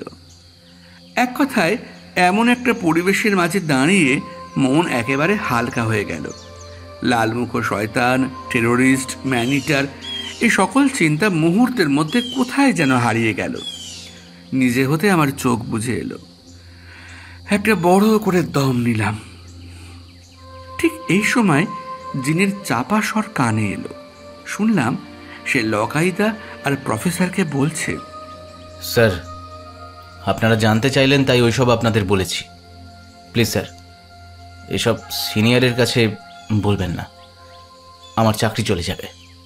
তুমি নিশ্চিন্ত থাকতে পারো, এসব কথা কেউই জানবে না। এরপর জিনের সাথে আমরা বাংলোর ভিতরে চলে গেলাম। জিন আমাদের থাকার সকল ব্যবস্থাই করে রেখেছিল। আমরা ফ্রেশ হয়ে নিলাম, তারপরে খেতে বসে গেলাম। জিন দাঁড়িয়েছিল। লকাইদার কথাই একটু ইতস্তত করে সেও আমাদের সাথে খেতে বসলো। খেতে খেতে লকাইদা জিজ্ঞাসা করলো, আচ্ছা জিন, এখান থেকে ওয়াংশি গ্রামটা কত দূরে? জঙ্গলের মধ্যে দিয়ে ঘন্টা 8 হাঁটতে হবে, একটা বেলা লেগে যাবে। তুমি কি তাহলে রাতের অন্ধকারে ফিরবে?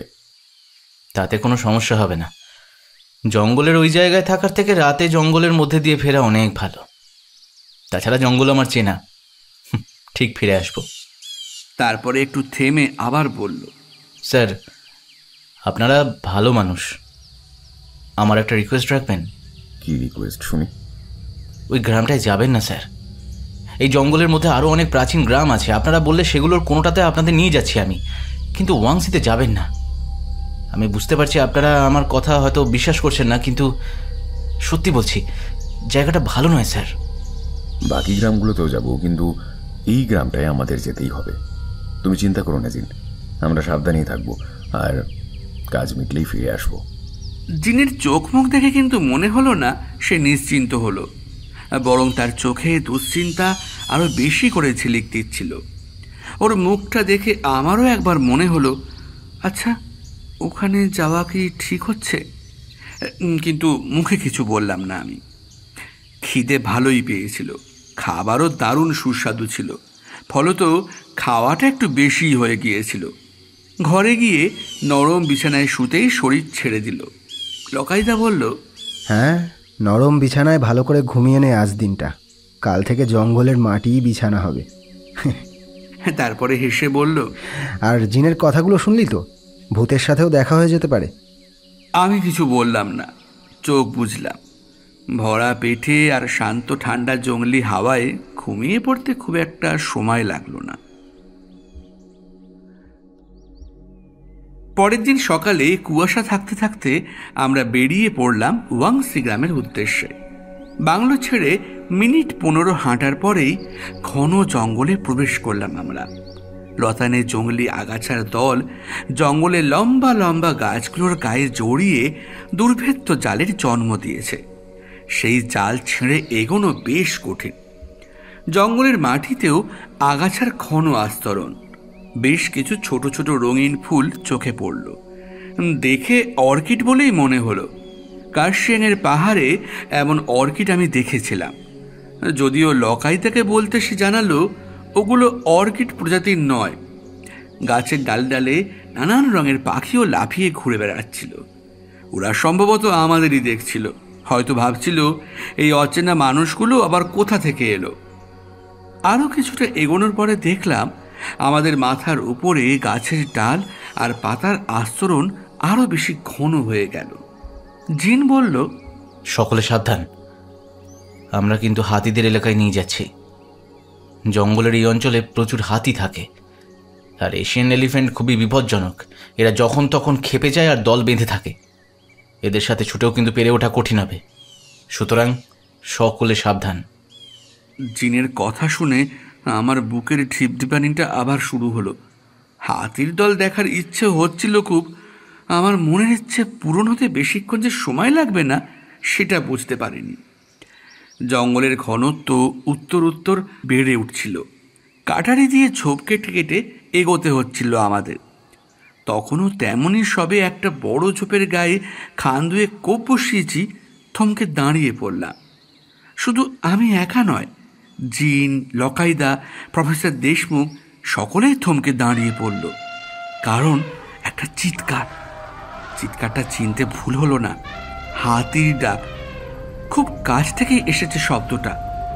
জিন আমাদের দিকে তাকিয়ে চাপা স্বরে বলল, হাতির দল খুব কাছেই আছে, সকলে সাবধান। এই জঙ্গলে ওরা কিন্তু ম্যান ইটার টাইগারের থেকেও খুব ভয়ঙ্কর। জিনের ইশারায় আশপাশ দেখতে দেখতে আমরা ধীরে ধীরে ঝোপের আড়াল থেকে বেরিয়ে এলাম। সাথে সাথেই দলটাকে দেখতে পেলাম। দেখলাম আমাদের থেকে 20 কি 30 মিটার দূরে দাঁড়িয়ে হাতিগুলো। ঝোপের আড়ালে থাকায় ওদের দেখতে পাচ্ছিলাম না। প্রাণীগুলোর বিশাল আকার দেখে আমি হাঁ হয়ে গিয়েছিলাম। ধূসর প্রকাণ্ড প্রাণীগুলোকে অত কাছ থেকে বিশাল এক একটা দানব বলেই মনে হচ্ছিল। হুঁশটা এলো জিনের চাপা স্বরে। সে বলল, সকলে আমার সাথে ধীরে ধীরে চলে এসো। ওই বড় হাতিটাই দলের লিডার। যদি কোনো কারণে ও আমাদের শত্রু বলে মনে করে তাহলে কিন্তু সমস্যার শেষ থাকবে না। ওরা সব কটা একসাথে তাড়া করবে, পিষে দিয়ে চলে যাবে। দানবগুলোর পায়ের দিকে তাকালাম, বুঝলাম জিন ভুল কিছু বলেনি। ওই পায়ের তলায় পড়লে আমার 5 ফুট 8 ইঞ্চি রোগা সোগা শরীরটা প্যাকাটির মতো দুমড়ে মুচড়ে যেতে সময় নেবে না। তার থেকে জিনের কথা শোনাই ভালো হবে বলে মনে হলো। আমরা 3 জনে তার সাথে আরেকটা ঝোপের আড়ালে চলে গেলাম। ওই ঝোপটার আড়াল থেকে আমাদের হাতিগুলো দেখতে না পেলেও আমরা ওদের পরিষ্কার দেখতে পাচ্ছিলাম। লকাইদা পরপর বেশ কয়েকটা সুন্দর ছবি তুলে নিল হাতির দলটা। মিনিট 20 দাঁড়িয়ে থেকে হাতির দলটা ধীরে ধীরে অন্যদিকে চলে গেল। আমরাও ঝোপের আড়াল থেকে বেরিয়ে আবার এগোতে শুরু করলাম। ঘন্টা 2 হাঁটার পরে জঙ্গলের আরো গভীরে বেশ কিছু মাউস ডিয়ারের একটা দল দেখতে পেলাম। এই প্রাণীগুলো খুবই ভীতু প্রকৃতির হয়। আমরা যে ওদের দেখছি সেটা বুঝতে পারতেই জঙ্গলের মধ্যে যে যেদিকে পারল ছুট লাগালো। অল্পক্ষণের মধ্যেই তারা সকলে জঙ্গলের মধ্যে উধাও হয়ে গেল। একটানা প্রায় 5 ঘন্টা ঘন জঙ্গলের মধ্যে দিয়ে ঝোপঝাড় কেটে হাঁটার পরে বেলা 12টা কি 12:30টার দিকে কিছুক্ষণের জন্যে আমরা হাঁটা থামালাম। খিদে পেয়েছিল খুব। যথারীতি খাবারের ব্যবস্থা শুরু হলো। কিছুক্ষণের মধ্যেই খাবার তৈরি হয়ে গেল। এরপরে খেতে খেতেই আমাদের কথা চলল। লকাইদা আমাকে জিজ্ঞাসা করলো, কিরে বুকাই, কেমন লাগছে? বললাম, দুর্দান্ত। কতদিন ধরে এমন একটা অ্যাডভেঞ্চারের স্বপ্ন দেখছি তুমি জানো না। Thank you. বাপরে, এত ফর্মালিটিস তুই আবার কবে থেকে মেনে চলছিস? ভ্রমণে মনের বিকাশ হয় বলেই শুনেছি, কিন্তু এত তাড়াতাড়ি এতটা পরিবর্তন হয় সেটা তোকে দেখেই বুঝলাম। আমি অল্প হাসলাম মাত্র। প্রফেসর দেশমুখ জিনকে প্রশ্ন করলেন, আর কতটা যেতে হবে জিন? আমরা অনেক তাড়াতাড়ি এগোচ্ছি। এমনই চলতে থাকলে আর ঘন্টা 2 হাঁটতে হবে স্যার। বাহ, তাহলে তো ভালোই হবে। দিনের আলো থাকতে থাকতেই অনেকটা ফিরে আসতে পারবেন। এই সময় জিসুয়াংবান্না রেইন ফরেস্টের আরেক উল্লেখযোগ্য প্রাণীর দেখা পেলাম। বেশ কয়েকটা গিবন গাছের ডালে ছোলাছুলি করছিল আর আমাদেরকে কৌতূহলী দৃষ্টিতে দেখছিল। পাতার গাঢ় সবুজ রঙের ওপরে ওদের কালো লোমে ঢাকা দেহগুলো বেশ দেখাচ্ছিল। কয়েকটার মুখের ওপরে রোদও মাঝে মধ্যে পড়ছিল। তাতেই প্রাণীগুলোর মুখের দুপাশে থাকা দুধ সাদা লোমগুলো ঝলমল করে উঠছিল। প্রাণীগুলো কৌতূহলী হলেও দেখলাম বেশ শান্ত। লকাইদা ওদের ছবি তুলছিল। ঠিক এই সময় হঠাৎ করেই ওরা চিৎকার শুরু করলো। তারপরেই বিদ্যুৎ গতিতে সবকটা একসাথে গাছের ডালে চড়েই জঙ্গলের মধ্যে হারিয়ে গেল। বেশ কিছু পাখিও হঠাৎই আতঙ্কিত ডাক ডেকে উড়ে পালালো। ব্যাপারটা যে ঠিক কি হলো সেটা বুঝলাম জিনের কথায়। মুহূর্তের মধ্যে খাবারের প্লেট রেখে জিন তার রাইফেল নিয়ে ছিটকে উঠে দাঁড়ালো। বলল, সকলে অস্ত্র নিয়ে নাও, আশেপাশে টাইগার আছে। গিবন আর পাখিরা ওই জন্যই উড়ে পালালো। কুইক! আমরা 3 জনেই উঠে দাঁড়ালাম। আমার কাছে অস্ত্র বলতে ছিল একটা কাটারি আর একটা রিভলভার। রিভলভার দিয়ে বাঘ মারা যায় না, তবু সেটাকে সামনের দিকে তাক করে ধরলাম। বাকিরাও তখন সন্ত্রস্তভাবে এদিক ওদিক দেখছে। মিনিট 3 কাটল। তারপরে ঘাসের ওপর দিয়ে এগিয়ে আসার খসমস শব্দ পেয়ে আমরা সেদিকে তাকালাম। আরও কয়েক সেকেন্ড কাটল। তারপরে একটা বড় ঝোপের আড়াল থেকে প্রায় 8 ফুটের তাকড়াই একটা বাঘ ধীর কদমে বেরিয়ে এলো। বাকিদের কথা জানি না, তবে ওই বিশাল প্রাণীটার পেশিবহুল দেহ আর 2 চোখের উজ্জ্বল হলদেটে মণি দেখে আমি একেবারে পাথর হয়ে গিয়েছিলাম। প্রাণীটা যদি আক্রমণ করত তাহলে আমি হয়তো পালাতেও পারতাম না। ওটাকে দেখে আমার 2 পা যেন মাটিতে গেঁথে বসে গিয়েছিল। আশপাশ একেবারে নিস্তব্ধ হয়ে গিয়েছিল। বুকের ঢিপঢিপানি এতটাই বেড়ে উঠেছিল যে আমার কানে সেই শব্দ হাতুড়ির খায়ের মতো শোনাচ্ছিল। বাঘটা আমাদের 20 হাতের মধ্যে এসে দাঁড়ালো। আমাদের সকলের দৃষ্টি তার দিকে একদম স্থির। বেশ কিছুক্ষণ জুলজুলে চোখে তাকিয়ে রইল সে আমাদের দিকে। গোলাপি লকলকে জিভ দিয়ে কয়েকবার মুখের চারিদিক চেটে নিল।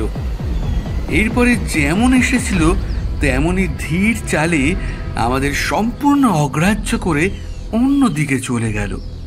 বড় ঝোপঝাড়ের ফাঁক ফোকর দিয়ে দেখলাম ওর শরীরের উজ্জ্বল হলুদ রং ধীরে ধীরে জঙ্গলের আরো গভীরে চলে যাচ্ছে। আরো মিনিট 10 কাটল। আমরা তখনও যে যেমনটা ছিলাম তেমনভাবেই দাঁড়িয়ে। অনেকে বলতে শুনেছি জঙ্গলের বাঘ সামনে এসে পড়লে মানুষ সম্মোহিত হয়ে যায়। আমরা যেন সত্যি সম্মোহিত হয়ে পড়েছিলাম। হুঁশটা এলো জিনের কথায়। ওটা চলে গেছে, আর চিন্তা নেই। যদি আবার ফিরে আসে? এমন কোনো ইঙ্গিত তো দেখলাম না। ও আর ফিরবে না। জিন শুধু এই জঙ্গলের গার্ড তাই নয়, ও স্থানীয় লোক। ওই জঙ্গল, সেখানকার পশু পাখি সবই তার চেনা। জন্তুদের হাব ভাবও সে যথেষ্ট বোঝে। ওর কথা শুনে মনে কিছুটা বল এলো। বড় করে একটা দম ছাড়লাম। লকাইদা আফসোস করে বলল, এত সুন্দর প্রাণীটাকে এত কাছ থেকে দেখলাম, অথচ একটা ছবি তুলতে পারলাম না। সত্যি লকাইদার সাহসের বলিহারি। তখনও আমার 2 পা কাঁপা থামেনি, আর ও ভাবছে বাঘের ছবি না তুলতে পারার কথা। সত্যি। যাই হোক, আমাদের নিশ্চিন্ত করতে জিন কিছুটা গিয়ে দেখে এলো। এরপরে আমরা খাওয়া শেষ করে আরো মিনিট 20 বিশ্রাম নিয়ে নিলাম। তারপরে ঘন জঙ্গলের মধ্যে দিয়ে আবার এগিয়ে চললাম ওয়াংসি গ্রামের দিকে। ওয়াংসি গ্রামে আমরা যখন পৌঁছলাম তখন দিনের আলো একেবারে ম্রিয়মান হয়ে এসেছে। জঙ্গলের মধ্যে থাকায় আরো আলো কম বলেই মনে হচ্ছিল। মায়াবী আবছা অন্ধকার ধীরে ধীরে গোটা জঙ্গলটাকে তখন গিলতে শুরু করেছে। পাখিদের ডাক কমতে কমতে তখন প্রায় শেষ হয়ে গেছে। ঝিঁঝিরি ডাক বাদ দিলে অসহ্য একটা নীরবতা চারিদিকে জীবন্ত হয়ে উঠেছিল। যে জঙ্গলে সারাদিন হেঁটেও তেমন কিছু মনে হয়নি, ওই সময় সেই জঙ্গলকে ভুতুড়ে বলে মনে হচ্ছিল। জিন কথা মতো আমাদের ওয়াংসি গ্রাম থেকে বেশ কিছুটা দূরে ছেড়ে দিয়ে গ্রামের যাওয়ার পথ বলে দিয়ে ফিরে গিয়েছিল। যাওয়ার সময় সে একবার বলেছিল, স্যার, আবার বলছি, আরেকবার ভেবে দেখুন। আপনারা চাইলে আমার সাথে ফিরে যেতে পারেন। ওই গ্রামটা সত্যি ভালো নয়। স্বাভাবিকভাবেই আমরা সে কথা শুনিনি। প্রফেসর দেশমুখ বলেছিলেন, চিন্তা করো না জিন, আমাদের কিচ্ছু হবে না। ওরা শয়তানের পূজারী হলেও ওরা তো মানুষ, ওরা হিংস্র নয় বললে। তাছাড়া আমাদের কাছে আধুনিক অস্ত্র আছে, তেমন কিছু হলে ওরা আমাদের সাথে পেরে উঠবে না। তুমি নিশ্চিন্তে ফিরে যাও, আমরা কদিনের মধ্যেই আবার ফরেস্ট বাংলোতে ফিরব। জিন ফিরে গিয়েছিল বটে, কিন্তু ওর চোখে মুখে আমি কেমন যেন একটা অস্বস্তি স্পষ্ট লক্ষ্য করেছিলাম। আমরা যে ওয়াংসি গ্রামে যাই সেটা ও কোনোভাবেই চাইছিল না। জিন আমাদের যেখানে ছেড়ে দিয়ে গিয়েছিল সেখান থেকে কিছুটা এগোতেই একটা সরু কিন্তু খরস্রোতা নদী দেখতে পেলাম। আমার একবার মনে হলো হয়তো ওটাই উপকথায় উল্লেখিত সেনহি নদী। অবশ্য সে ধারণা যে ভুল সেটা জেনেছিলাম আরও কিছুক্ষণ পরে ওয়াংসি গ্রামের বুড়ো সর্দারের সাথে কথা বলার পরে। জিন বলে গিয়েছিল ওই সরু নদী ধরে মিনিট 30 হাঁটলেই ওয়াংসি গ্রামের দেখা পাবো আমরা নদীর ধার ধরে হাঁটতে শুরু করলাম। দেখলাম নদীটা সরু আর অগভীর হলেও তার স্রোত বেশ জোরালো। জলও এতটাই স্বচ্ছ ছিল যে নদীর তলদেশে পড়ে থাকা নুড়ি পাথর আর ছোট ছোট লালচে মাছের ঝাঁক স্পষ্ট দেখতে পাচ্ছিলাম। জলে হাত দিয়েই বুঝলাম সেটা বেশ ঠান্ডা। 30 মিনিটও লাগলো না। মিনিট 15 হাঁটার পরেই অদূরে গাছের ডাল আর পাতার ছাউনি দিয়ে তৈরি বেশ কিছু ছোট ছোট কুঁড়ে ঘর দেখতে পেলাম। সেদিকে আরও কিছুটা এগোতে কয়েকজন আমাদের দিকে এগিয়ে এলো। দেখলাম তাদের পরনের পোশাক পশুর চামড়া আর গাছের ছাল দিয়ে তৈরি। লোকগুলোকে চাইনিজদের মতোই দেখতে, তবে তারা যে বন্য সেটা বেশ বোঝা যায়। লোকগুলোর প্রত্যেকের হাতেই তীর ধনুক। সেগুলো আমাদের দিকে উঁচিয়ে ওরা দাঁড়ালো। এরপরে ওদের সাথে শুরু হলো কথোপকথন, কিন্তু সেই বাক্যালাপের বিন্দু বিসর্গ আমার মগজে ঢুকলো না। তার কারণ কথা যা হলো চাইনিজেই হলো, আর ওই ভাষার ভটাও আমি জানি না। কিন্তু অবাক হয়ে দেখলাম লকাইদা দিব্যি তাদের সাথে কথা চালিয়ে গেল। ও যে চাইনিজ এত ভালো জানে আর বলতে পারে সেটা আমি ওই প্রথম জানলাম। পরে লকাইদা আমাকে বলেছিল ও কি কথা বলেছিল ওদের সাথে, সেটাই আমি নিজের জবানিতে লিখে দিচ্ছি। স্বাভাবিকভাবে আমাদের দেখে আমরা কারা আর কি করতে এসেছি সেটা ওরা জানতে চাইল। তাতে প্রফেসর জানালেন আমরা এসেছি গ্রামের সর্দারের সাথে একটু কথা বলতে। একবার বলাতেই ওরা আমাদের গ্রামে ঢুকতে দেয়নি। বেশ কিছুক্ষণ কথা বলার পরে ওরা কাছে এসে আমাদের খুব ভালো করে দেখল। তারপর আমাদের নিয়ে গ্রামের ভিতরে গেল। গ্রামটা ছোট হলেও বেশ পরিষ্কার পরিচ্ছন্ন। আদিবাসী লোকগুলো আমাদের নিয়ে গিয়ে একটা কুঁড়ে ঘরের মধ্যে বসালো। দেখলাম ওই ঘরটাও গাছের ডাল আর পাতার ছাউনি দিয়ে তৈরি হলেও গ্রামের অন্যান্য ঘরগুলোর তুলনায় বেশ কিছুটা বড়। একটু পরেই একজন বেঁটে বৃদ্ধকে সাথে নিয়ে ওরা এলো। লকাইদা বলেছিল ওই বৃদ্ধই ওদের সর্দার। এই বৃদ্ধের মুখে একটা বিশেষ ব্যাপার লক্ষ্য করলাম। দেখলাম বৃদ্ধের দুটো দুধ সাদা ভুরুর লোম আর সরু লিকলিকে গোঁফের দুই প্রান্ত অনেকটা করে ঝুলে আছে। ব্যক্তির শরীর একেবারে শীর্ণকায়।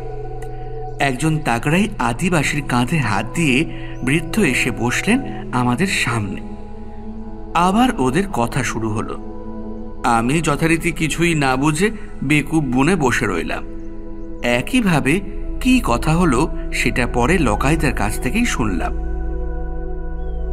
প্রথমে বৃদ্ধের সাথে সাধারণ কিছু কথা বললেন প্রফেসর দেশমুখ। ওসব আসলে বৃদ্ধকে তেল মারা কথাবার্তা। দেখলাম উপহার স্বরূপ উনি বৃদ্ধকে বেশ কিছু খাবার দিলেন। বৃদ্ধের মুখ দেখে বুঝলাম তিনি বেশ প্রসন্ন হলেন।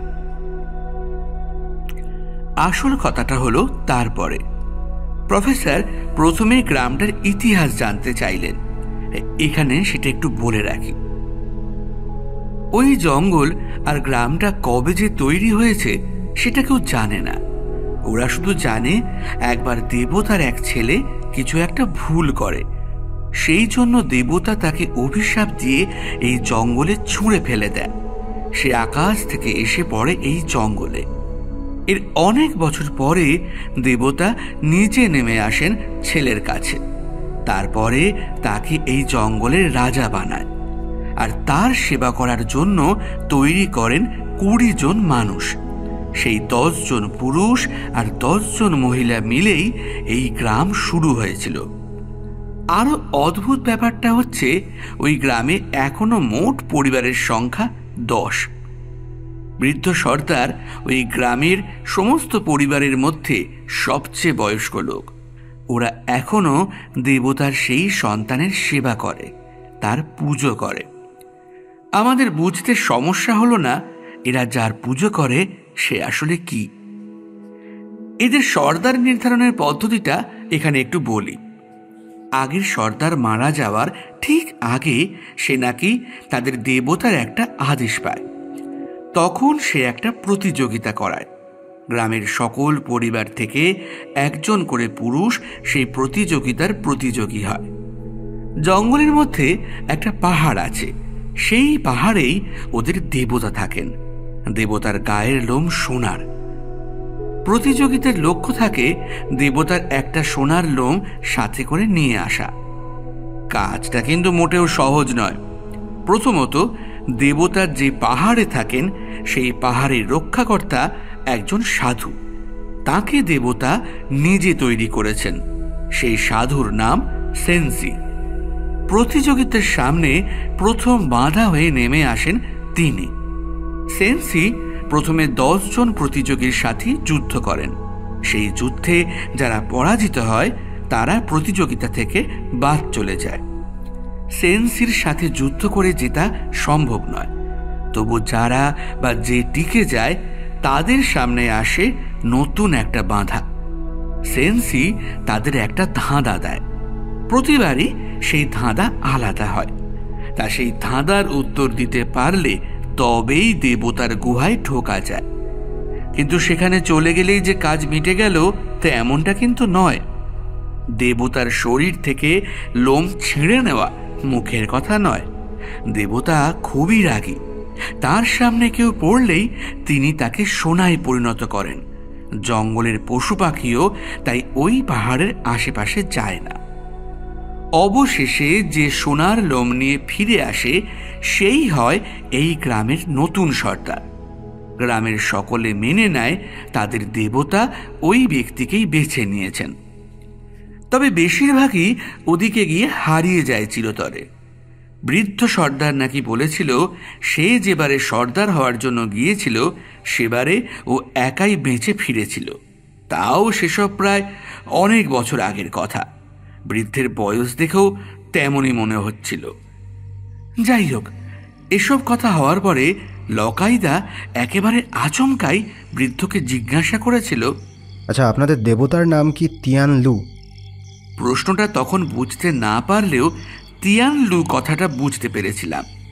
বৃদ্ধ উপহার পাওয়ার পরে বেশ হেসে হেসেই কথা বলছিল, কিন্তু এই কথাটা শোনার পরেই দেখলাম ওর চোখ মুখের ভাব বদলে গেল। প্রায় বুজে থাকা চোখ দুটো জোর করে টেনে খুলে কিছুক্ষণ তাকিয়ে থাকলো লকাইদার দিকে। তারপরে জানতে চেয়েছিল আমরা সেই দেবতার নাম জানলাম কেমন করে। তখন লকাইদা ওর প্রশ্নের উত্তর না দিয়ে হেসে জিজ্ঞাসা করেছিল, আচ্ছা, আপনাদের দেবতা যে পাহাড়ে থাকেন সেই পাহাড়ের খোঁজ কি আমাদের দিতে পারেন? এই কথা শোনার পরে বৃদ্ধ আর একটাও কথা না বলে উঠে দাঁড়ালো। তারপরে পাশেই দাঁড়িয়ে থাকা একজনকে কি যেন বলল। তারপরে তার কাঁধে ভর দিয়ে ঘর থেকে বেরিয়ে গেল।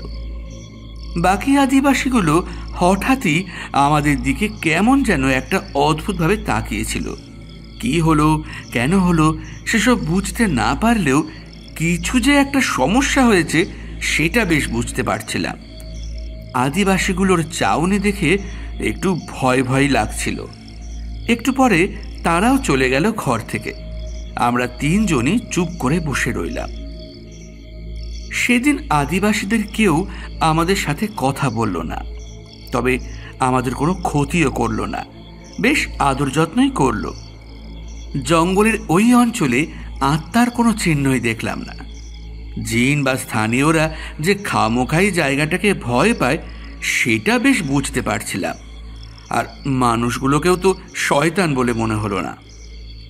রাতের খাওয়া শেষ হলে আমরা আমাদের জন্য নির্ধারিত একটি ছোট ঘরে চলে গেলাম।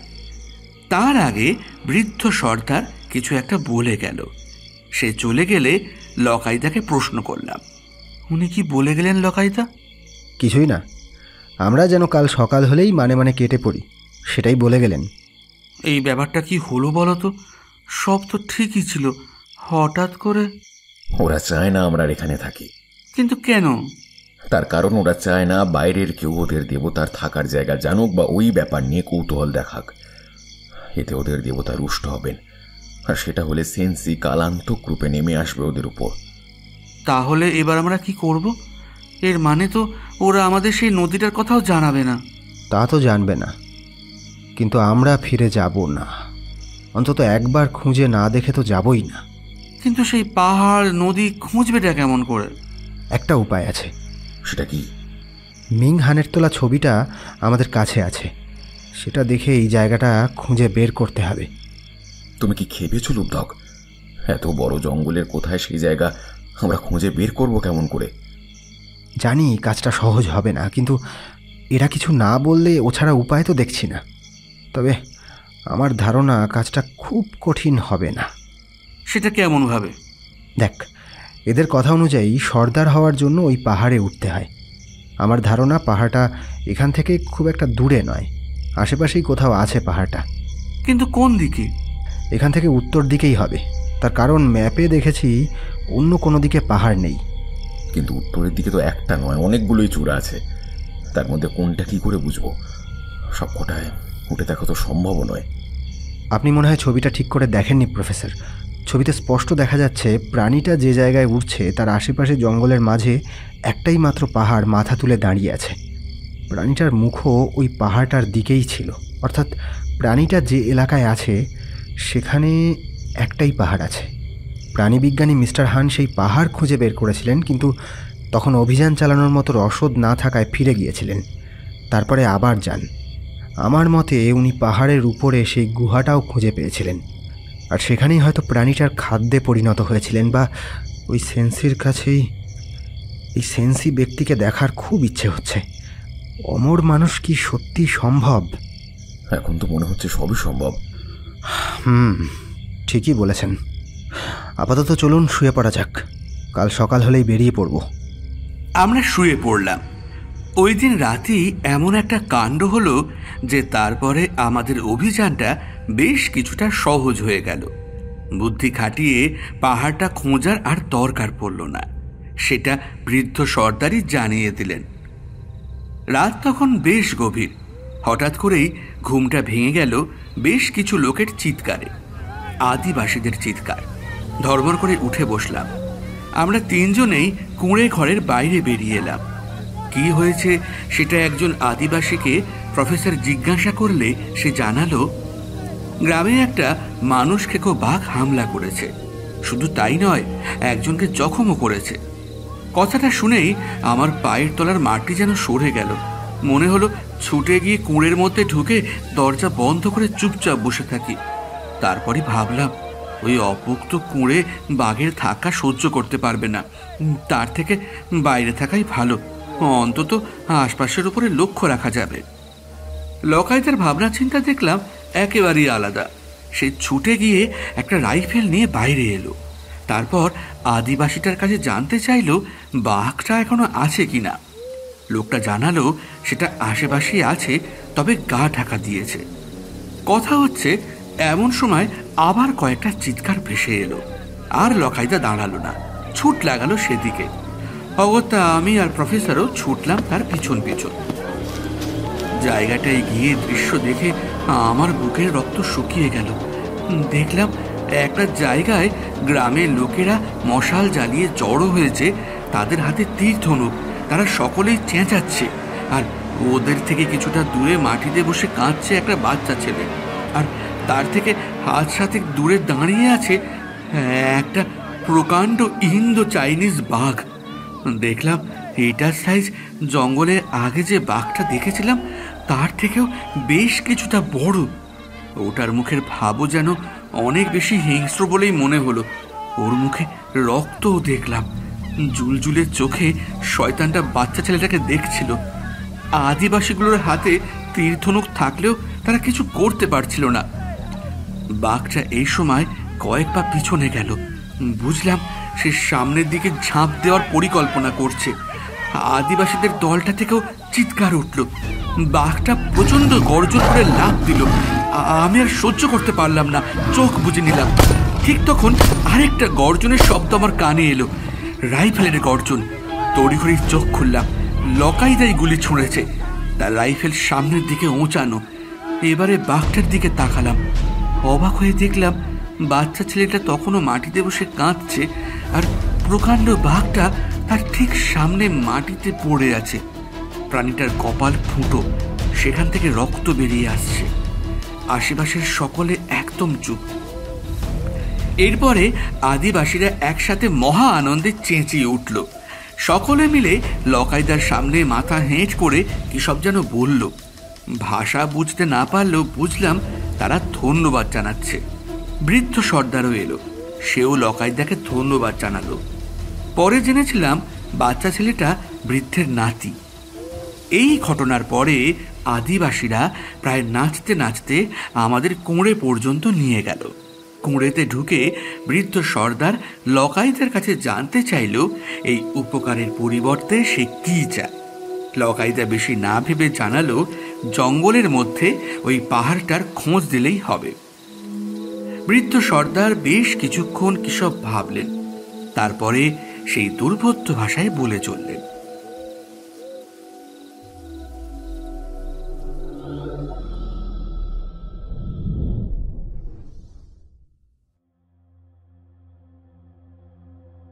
এর পরের ঘটনা খুব বেশি নয়, তবে তখনও পর্যন্ত যা যা হয়েছিল তার থেকে অনেক বেশি থ্রিলিং। বৃদ্ধ সর্দার আমাদের সেই পাহাড়ে যাওয়ার পথ বলে দিয়েছিল, কিন্তু সেই সাথে আমাদের সাবধানও করে দিয়েছিল, যদিও তার সাবধান বাণী আমরা শুনিনি। বৃদ্ধ সর্দার একজন আদিবাসী পুরুষকে আমাদের সাথে দিয়েছিলেন। সে আমাদের জঙ্গলের আরো গভীরে সেনহি নদী পর্যন্ত ছেড়ে দিয়ে গেল। সেখান থেকে আমরা এগিয়ে চললাম পাহাড়টার দিকে। এগোতে এগোতে সত্যি দারুণ অবাক হচ্ছিলাম। জঙ্গলের ওই দিকটায় কিন্তু কোনো পশু পাখির চিহ্ন মাত্র দেখতে পাচ্ছিলাম না। ক্রমে নীরবতাও তেমনি ঘন হয়ে উঠছিল। লকাইদাকে জিজ্ঞাসা করলাম, এবারে ওই পাহাড়ের কাছে যাওয়ার জন্য আমাদের আর কতটা হাঁটতে হবে? সর্দারের কথা অনুযায়ী নদীটা ধরে ঘণ্টাখানেক হাঁটলেই পাহাড়টার দেখা পাওয়া যাবে। আচ্ছা লুব্ধক, ওই সর্দার আমাদের সত্যি কথাই বলছে তো? না মানে হয়তো আমাদের কাটিয়ে দেওয়ার জন্য ভুলভাল পথও বলতে পারে। আমার কিন্তু সেটা মনে হচ্ছে না প্রফেসর, বরং আমার মনে হচ্ছে সর্দার সত্যি কথাই বলেছে। এতটা শিওর হচ্ছ কেমন করে? মানুষের চোখ মিথ্যা বলে না প্রফেসর। সর্দারের চোখই বলে দিচ্ছিল সে সত্যি কথা বলছে। আমরা যত এগোচ্ছিলাম পাশেই নদীর স্রোত ততই বেড়ে উঠছিল। বুঝতে পারছিলাম আমরা ধীরে ধীরে ওর উৎসের দিকেই যাচ্ছি। টানা ঘণ্টা দুয়েক হাঁটার পরে অবশেষে আমরা পাহাড়টা দেখতে পেলাম। ছবির সাথে মিলিয়ে দেখা গেল ওটাই সেই পাহাড়, তবে সেই উড়ন্ত পশুটাকে কোথাও দেখা গেল না। লকাইদা বলল, আচ্ছা, পাহাড়ে ওঠার আগে কিছু খেয়ে নেওয়া যাক। এই সময়ের মধ্যে যদি প্রাণীটাকেও একবার দেখা যায় তাহলে তো ভালোই হয়। তাই করা হলো। পাহাড়ের পাদদেশেই আমরা বসে পড়লাম খেতে। বেশ কিছুক্ষণ কাটল, তবে পিজিউর দেখা তো দূরস্থ, কোনো পাখিও দেখতে পেলাম না। এই সময় আরেকটা ঘটনাও ঘটল। লকাইদা আর প্রফেসর দেশমুখ নিজেদের মধ্যে কথা বলছিল। আমি নদীর দিকে তাকিয়ে বসেছিলাম। নদীর উল্টো দিকের পাড়টা জঙ্গলি ঝোপে ঢাকা ছিল। হঠাৎ করেই মনে হলো একটা বড় ঝোপের আড়াল থেকে কেউ একজন উঁকি দিচ্ছে। সাথে সাথে আমি বললাম, লকাইদা, ঝোপটার পিছনে কেউ আছে, উঁকি দিচ্ছে। লকাইদা সাথে সাথে সেদিকে তাকালো, চাইনিজে চেঁচিয়ে কয়েকবার বলল, কে আছে, কে আছে? কেউ কিন্তু বাইরে এলো না, কেউ আর উঁকিও দিল না। লকাইদা আমাকে বলল, তুই হয়তো ভুল দেখেছিস বুক্কাই, এখানে কোনো পশু পাখি নেই, মানুষ আসবে কোথা থেকে? একবার মনে হলো সত্যি হয়তো ভুল দেখছি, কিন্তু পরক্ষণেই ভাবলাম এতটা ভুল কি দেখতে পারি? লোকটার মুখে যে কালো কাপড় বাঁধা ছিল সেটাও স্পষ্ট দেখেছিলাম। আমি কি বলবো বুঝতে পারলাম না, আর কিছু বললাম না, তবে মনের মধ্যে একটা খটকা রয়েই গেল। লকাইদারা আবার নিজেদের মধ্যে কথা বলতে শুরু করলো। আমি ঝোপগুলোর দিকেই চেয়ে রইলাম, কিন্তু আর কাউকে দেখতে পেলাম না। প্রাণীটারও কোনো দেখা পেলাম না। পাহাড়টা খুব একটা উঁচু নয়, দেখে টিলা বলেই মনে হচ্ছিল। আমরা পাহাড়ে ওঠার পথ খুঁজতে শুরু করলাম, কিন্তু বেশ কিছুক্ষণ ওটার চারদিকে ঘুরেও চড়ার কোনো জায়গা পেলাম না। প্রায় ঘন্টা দুয়েক কাটল। সূর্য তখন মাথার ওপরে। লকাইদা বলল, দাঁড়িয়ে থেকে কোনো লাভ নেই, আমি প্রথমে উঠছি, আমার পিছনে পিছনে আপনারা আসুন। কিন্তু উঠবে কেমন করে? চারিদিক তো একেবারে খাড়া উঠে গেছে। মনে হচ্ছে উঠতে পারবো। আমি উঠে আগে ক্লাইম্বিং রোপ বাঁধার বা হুক করার একটা জায়গা খুঁজে বের করে সেখানে দড়ি আটকাচ্ছি। রোপ ক্লাইম্বিং ছাড়া অন্য কোনো উপায় তো দেখছি না। সেটাই ঠিক হলো। লকাইদার হিল ক্লাইম্বিংয়ের অ্যাডভান্স কোর্স করা আছে। ও ধীরে ধীরে পাহাড়ে চড়তে শুরু করলো। লকাইদা তখন মাটি ছেড়ে সবে ফুট 10 মতো উঠেছে। হঠাৎ করেই অদ্ভুত একটা কাণ্ড ঘটল। টিলার পাদদেশে আমাদের সামনে থাকা একটা পাথর ধীরে ধীরে সরে গেল একদিকে। একটা প্রকাণ্ড গর্ত আত্মপ্রকাশ করল। আমি আর প্রফেসর দেশমুখ তো একেবারে হাঁ হয়ে গিয়েছিলাম। লকাইদাও থমকে দাঁড়িয়ে পড়েছিল। অন্ধকার সর্বস্ব গুহাটার মধ্যে থেকে ধীর কদমে লাল আলখাল্লাধারী এক মুন্ডিত মস্তক বৃদ্ধ বেরিয়ে এলেন। তার চোখে মুখের ভাব একেবারে শান্ত। ব্যক্তিকে দেখে কোনো বৌদ্ধ লামা বলেই মনে হলো। গুহার বাইরে বেরিয়ে এসে বৃদ্ধ আমাদের একেবারে সামনে এসে দাঁড়ালেন। কিছুক্ষণ আমাদের 3 জনের দিকে স্থির দৃষ্টিতে তাকিয়ে দাঁড়িয়ে রইলেন। তারপরে আমাদের একেবারে অবাক করে দিয়ে লকাইদার দিকে তাকিয়ে মৃদু হেসে স্পষ্ট বাংলায় বললেন, আপনি তলায় নেমে আসুন, এই পাহাড়ে এমনভাবে উঠতে পারবেন না। লকাইদা নিচে নেমে এলো। প্রফেসর বৃদ্ধকে প্রশ্ন করলেন, আপনি বাংলা জানেন? বৃদ্ধ আবার মৃদু হাসলেন। শান্ত স্বরে বললেন, এমন অনেক ভাষাই আছে যা আমি জানি। আপনি কে? আমি সেন্সি। আমরা একটু নড়ে গেলাম। বিশ্বাস করতে পারছিলাম না ওই বৃদ্ধই হচ্ছে এই পাহাড়ের মূল ও একমাত্র পাহারাদার সেন্সি। তার কারণ ওয়াংসি গ্রামের বৃদ্ধ সর্দার যা বলেছিলেন সেসব শুনে ভেবেছিলাম সেন্সি প্রকাণ্ড দেহধারী কোনো শক্তিশালী পুরুষ হবে। বৃদ্ধ বললেন, আপনাদের মনের ভাব আমি স্পষ্ট বুঝতে পারছি। যে সেন্সির কথা আপনারা ভাবছেন আমি সেই। এর মানে ওয়াংসি গ্রামের প্রতিযোগীদের সঙ্গে আপনি যুদ্ধ করেন? হ্যাঁ, তবে ওটা যুদ্ধ নয়, ওটা একটা পরীক্ষা। অর্থাৎ এই পাহাড়ে ঢুকতে গেলে সকলকেই আপনার সাথে যুদ্ধ করতে হয়? আগে হ্যাঁ, তবে আপনাদের করতে হবে না। কেন? ধরে নিন এটাই নিয়তির পরিকল্পনা। কিন্তু আমি জানি আপনারা কি জন্য এখানে এসেছেন, আর আপনাদের অভিযানও সফল হবে। যার খোঁজে আপনারা এসেছেন তাকে দেখতে পাবেন। আপনি কি করে জানলেন? ওই যে বললাম, এটাই নিয়তির পরিকল্পনা। তার পরিকল্পনা ভাঙার ক্ষমতা যে কারণেই আমি স্পষ্ট দেখতে পাচ্ছি আপনারা আজ এমন এক দৃশ্যের সাক্ষী হবেন যে দৃশ্যের সাক্ষী হয়ে এখান থেকে জীবিত ওয়াংসি গ্রামের সর্দাররা ছাড়া আর কেউ ফেরত যায়নি। আপনি কি মাইন্ড রিডিং মানে? হ্যাঁ, আমি মনের ভাব বুঝতে পারি। আচ্ছা, আপনি কি সত্যিই অমর? না মানে ওই গ্রামের সর্দার যা ভুল? না না, এই ধরাধামে অমর কেউ নেই। যার জন্ম হয়েছে তার মৃত্যু হবেই। যার যেটুকু কাজ সেই পৃথিবীতে, তার কাজ মেটার পরে তাকে পরমাত্মার কাছে ফিরে যেতেই হবে। তাহলে সর্দার যে বলল আপনি বহু যুগ ধরে আছেন, ওদের ধারণা ভ্রান্ত। আমি 138তম সেন্সি। সকল সেন্সি মারা যাওয়ার আগে পরবর্তী সেন্সিকে এই মন্দিরের দায়িত্ব দিয়ে যায়। আমিও আমার পরবর্তী সেন্সিকে এই দায়িত্ব দিয়েই মরব। কিন্তু এখানে তো অন্য কোনো মানুষ নেই।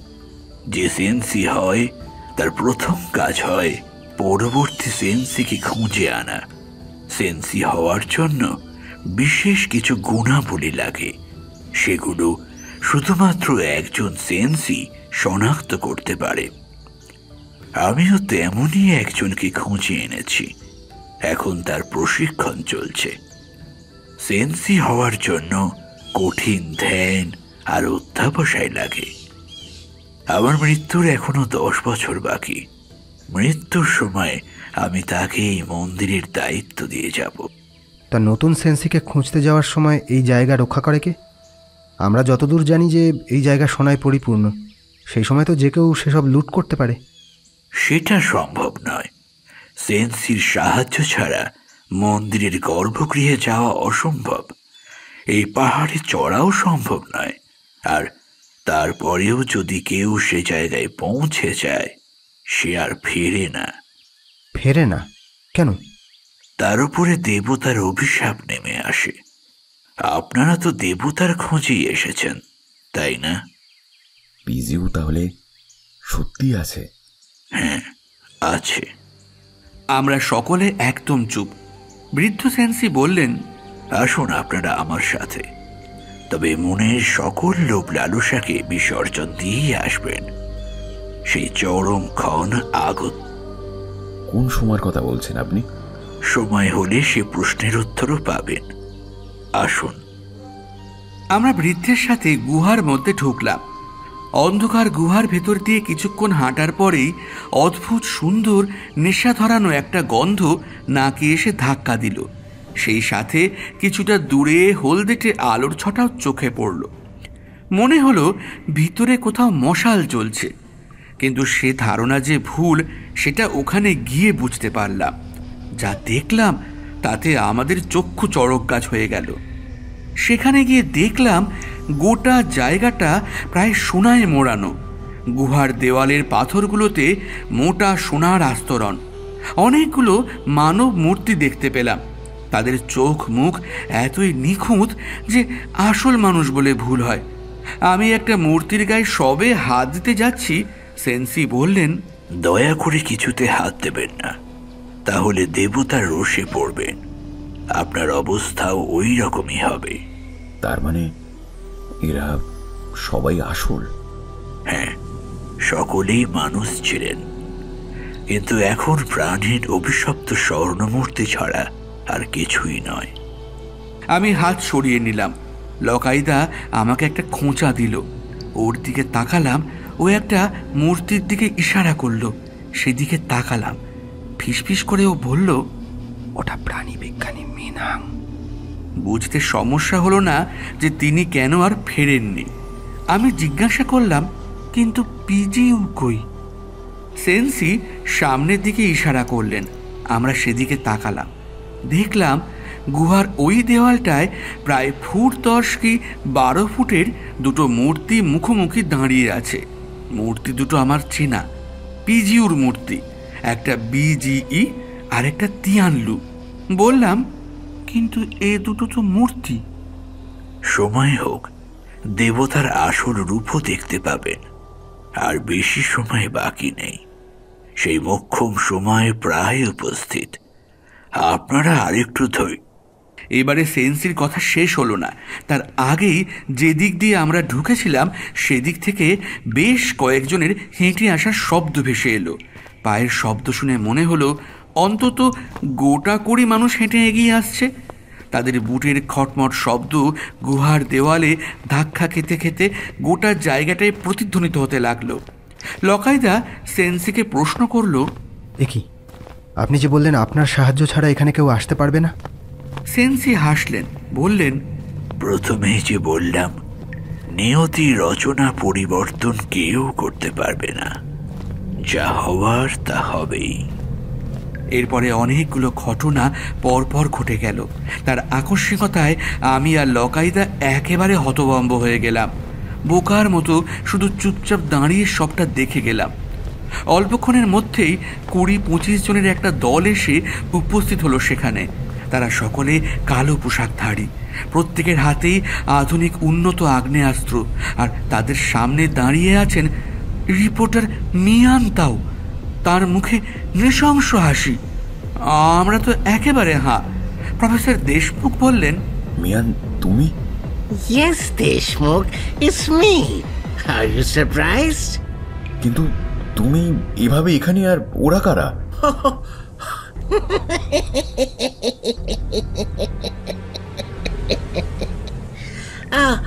Let me introduce you with them. এটা আমার টিম। আমি চীনের সরকারকে ফেলে আমার নিজের সরকার গঠনের পরিকল্পনা করিয়াছি। এই কাজে এরা আমার সৈনিক, দে আর মাই সোলজার্স। শয়তানি হাসি এসে বললেন মিয়ান, মানে আপনি এই টেরোরিস্ট দলের? Hold your tongue, it's not terrorist, it's damn leader.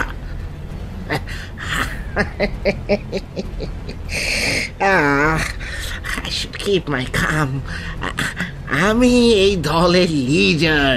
বুঝতেই পারছো যে কাজে আমরা নামিয়াছি, তাতে তাতে অনেক টাকা লাগিবে।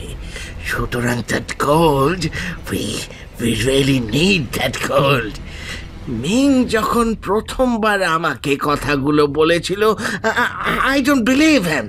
ও এমনিতেই পাগল। আমি ভেবেছিলাম ওর পাগলামিটা আরো বেড়েছে, he became just more mad.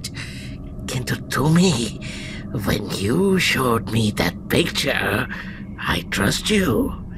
I goddamn trust you.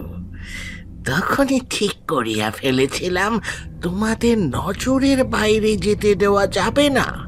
নিজে দায়িত্ব নিয়ে I just make all those arrangements.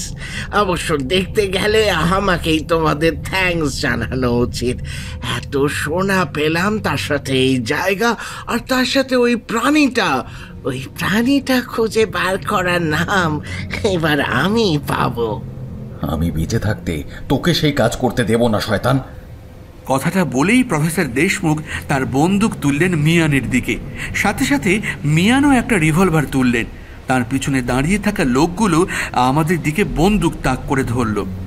Mian বললেন, Don't be a fool, Deshmukh. Professor Deshmukh গর্জে উঠলেন, তোকে বাঁচতে দেওয়া যায় না শয়তান। শুধু এই দেশের জন্য নয়, গোটা বিশ্বের জন্য তুই একটা অভিশাপ। অবাক হয়ে দেখলাম মিয়ান আর কিছু না বলে দড়াম করে গুলি চালিয়ে দিলেন। গোটা জায়গাটা কেঁপে উঠল। প্রফেসর দেশমুখের শরীরটা ধপ করে মাটিতে পড়ে গেল। গুলি লেগেছে ওনার বুকে। আমি এতটাই হতভম্ব হয়ে গিয়েছিলাম যে ওনার কাছে যাওয়ার কথাও ভুলে গেলাম। এরপরে মিয়ান বন্দুক ধরলেন সেন্সির দিকে। তারপরে বললেন, So damn old man, তুইও কি ওই একইভাবে মরতে চাস? Do you wanna be dead like him? Do you wish for a death like that? সেন্সির চোখে মুখে কিন্তু কোনো ভাব পরিবর্তন দেখলাম না। তিনি শান্ত স্বরেই বললেন, যা হওয়ার তা তো হবেই, তবে আপনারা। আবার গুলি চালালেন মিয়ান। এবারে সেন্সির পায়ে। সেন্সি ধপ করে মাটিতে পড়ে গেলেন। লকাইদা বলল, কি করছেন মিস্টার তাও? থামুন। Don't worry, চিন্তা নেই। তোমাদের দুজনের সমাধিও এইখানেই বানাবো। এরপরে কালো পোশাকধারীদের দিকে ফিরে সব বললেন। সাথে সাথে তারা ছুটে গেল সোনার মূর্তিগুলোর কাছে। সেগুলো টানতে শুরু করলো। এই সময় আরো অবাক করা একটা ঘটনা ঘটল। পাহাড়ের মাথার দিকে একটা বড় ছিদ্র ছিল, সেটা দেখেছিলাম। এবারে দেখলাম সেটার ঠিক মাঝে সূর্য এসে থামল। তীব্র রোদ স্পটলাইটের মতো এসে ঢুকলো গুহার মধ্যে। সেই আলো সোজা পড়ল মুখোমুখি দাঁড়িয়ে থাকা পিজিওর মূর্তি দুটোর ওপরে। কয়েক সেকেন্ড কাটল। তারপরে এই গোটা গুহাটা থরথর করে কেঁপে উঠল। হাঁ হয়ে দেখলাম দেওয়ালের গায়ে সেঁটে থাকা সোনার তৈরি মূর্তি দুটো একটু একটু করে জীবন্ত হয়ে উঠল। তারপরে দেওয়াল ছেড়ে বেরিয়ে এলো বাইরে।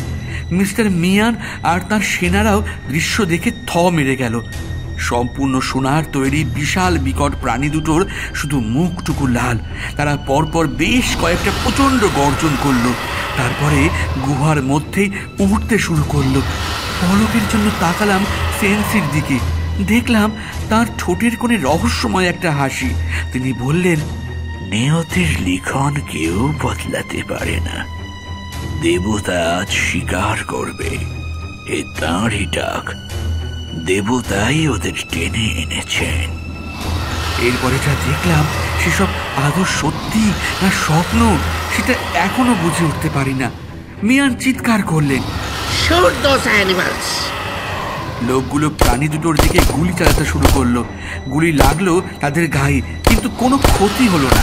বুঝলাম এই গুলি তাদের নিরেট সোনার তৈরি দেহ ভেদ করতে পারবে না। বেশ কিছুক্ষণ গুলি চলল, তারপরে প্রাণী দুটো আবার গর্জন করে উঠল।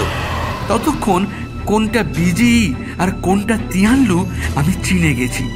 দেখলাম তিয়ানলুর কপালের পাথরটা হঠাৎ করে প্রচণ্ড উজ্জ্বল হয়ে উঠল।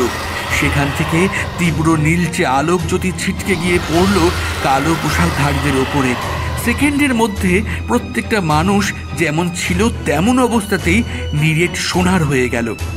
রিপোর্টার মিয়ানও এই দৃশ্য দেখে একেবারে হাঁ। তিনি যেন বন্দুক চালাতেও ভুলে গেছেন।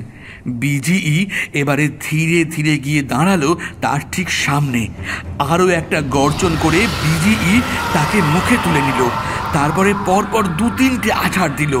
ওই আছাড়েই মিয়ানের প্রাণ দেহছাড়া হয়ে গিয়েছিল।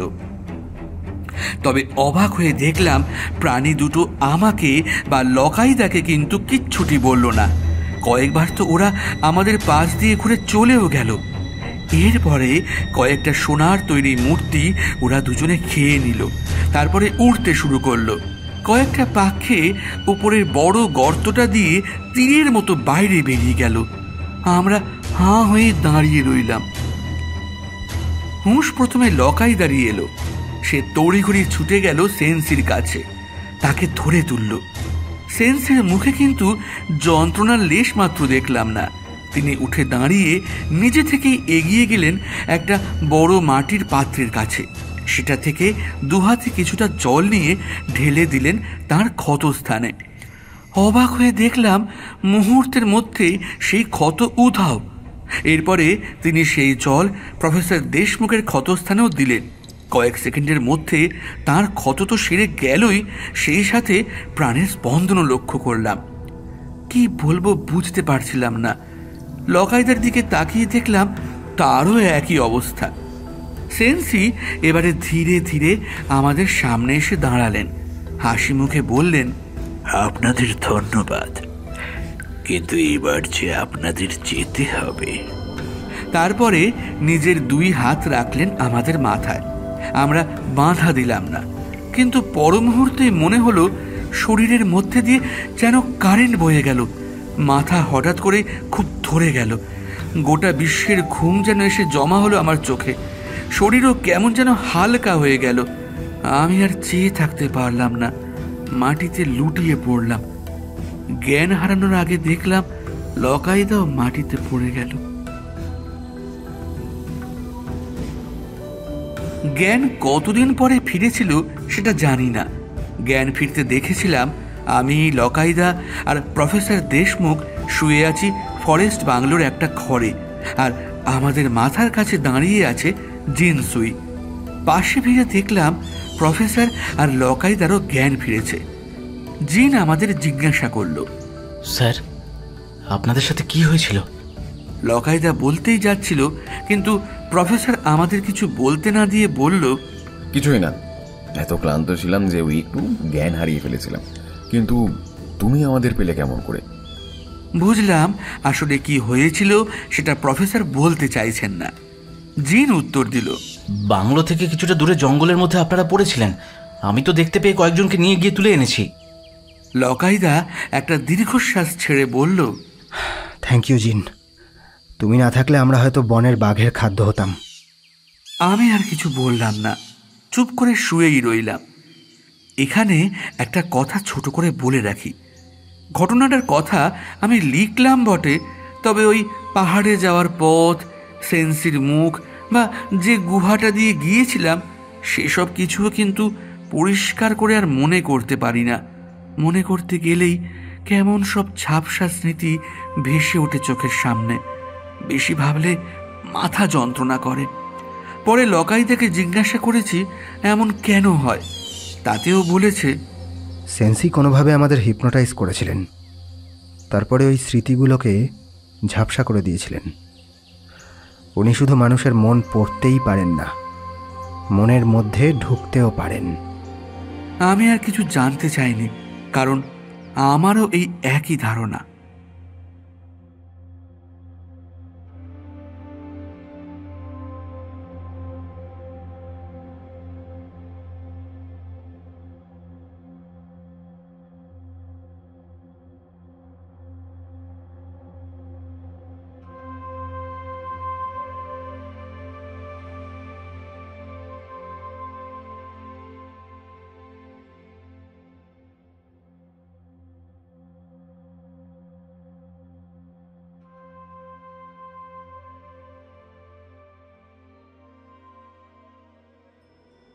রোমাঞ্চ বাংলায় এতক্ষণ শুনলে সাগর ঘোষের কলমে লুব্ধক চ্যাটার্জি ওরফে লকাইতা বুক্কাই সিরিজের রহস্য অ্যাডভেঞ্চার কাহিনী ড্রাগন পুত্রের সন্ধানে।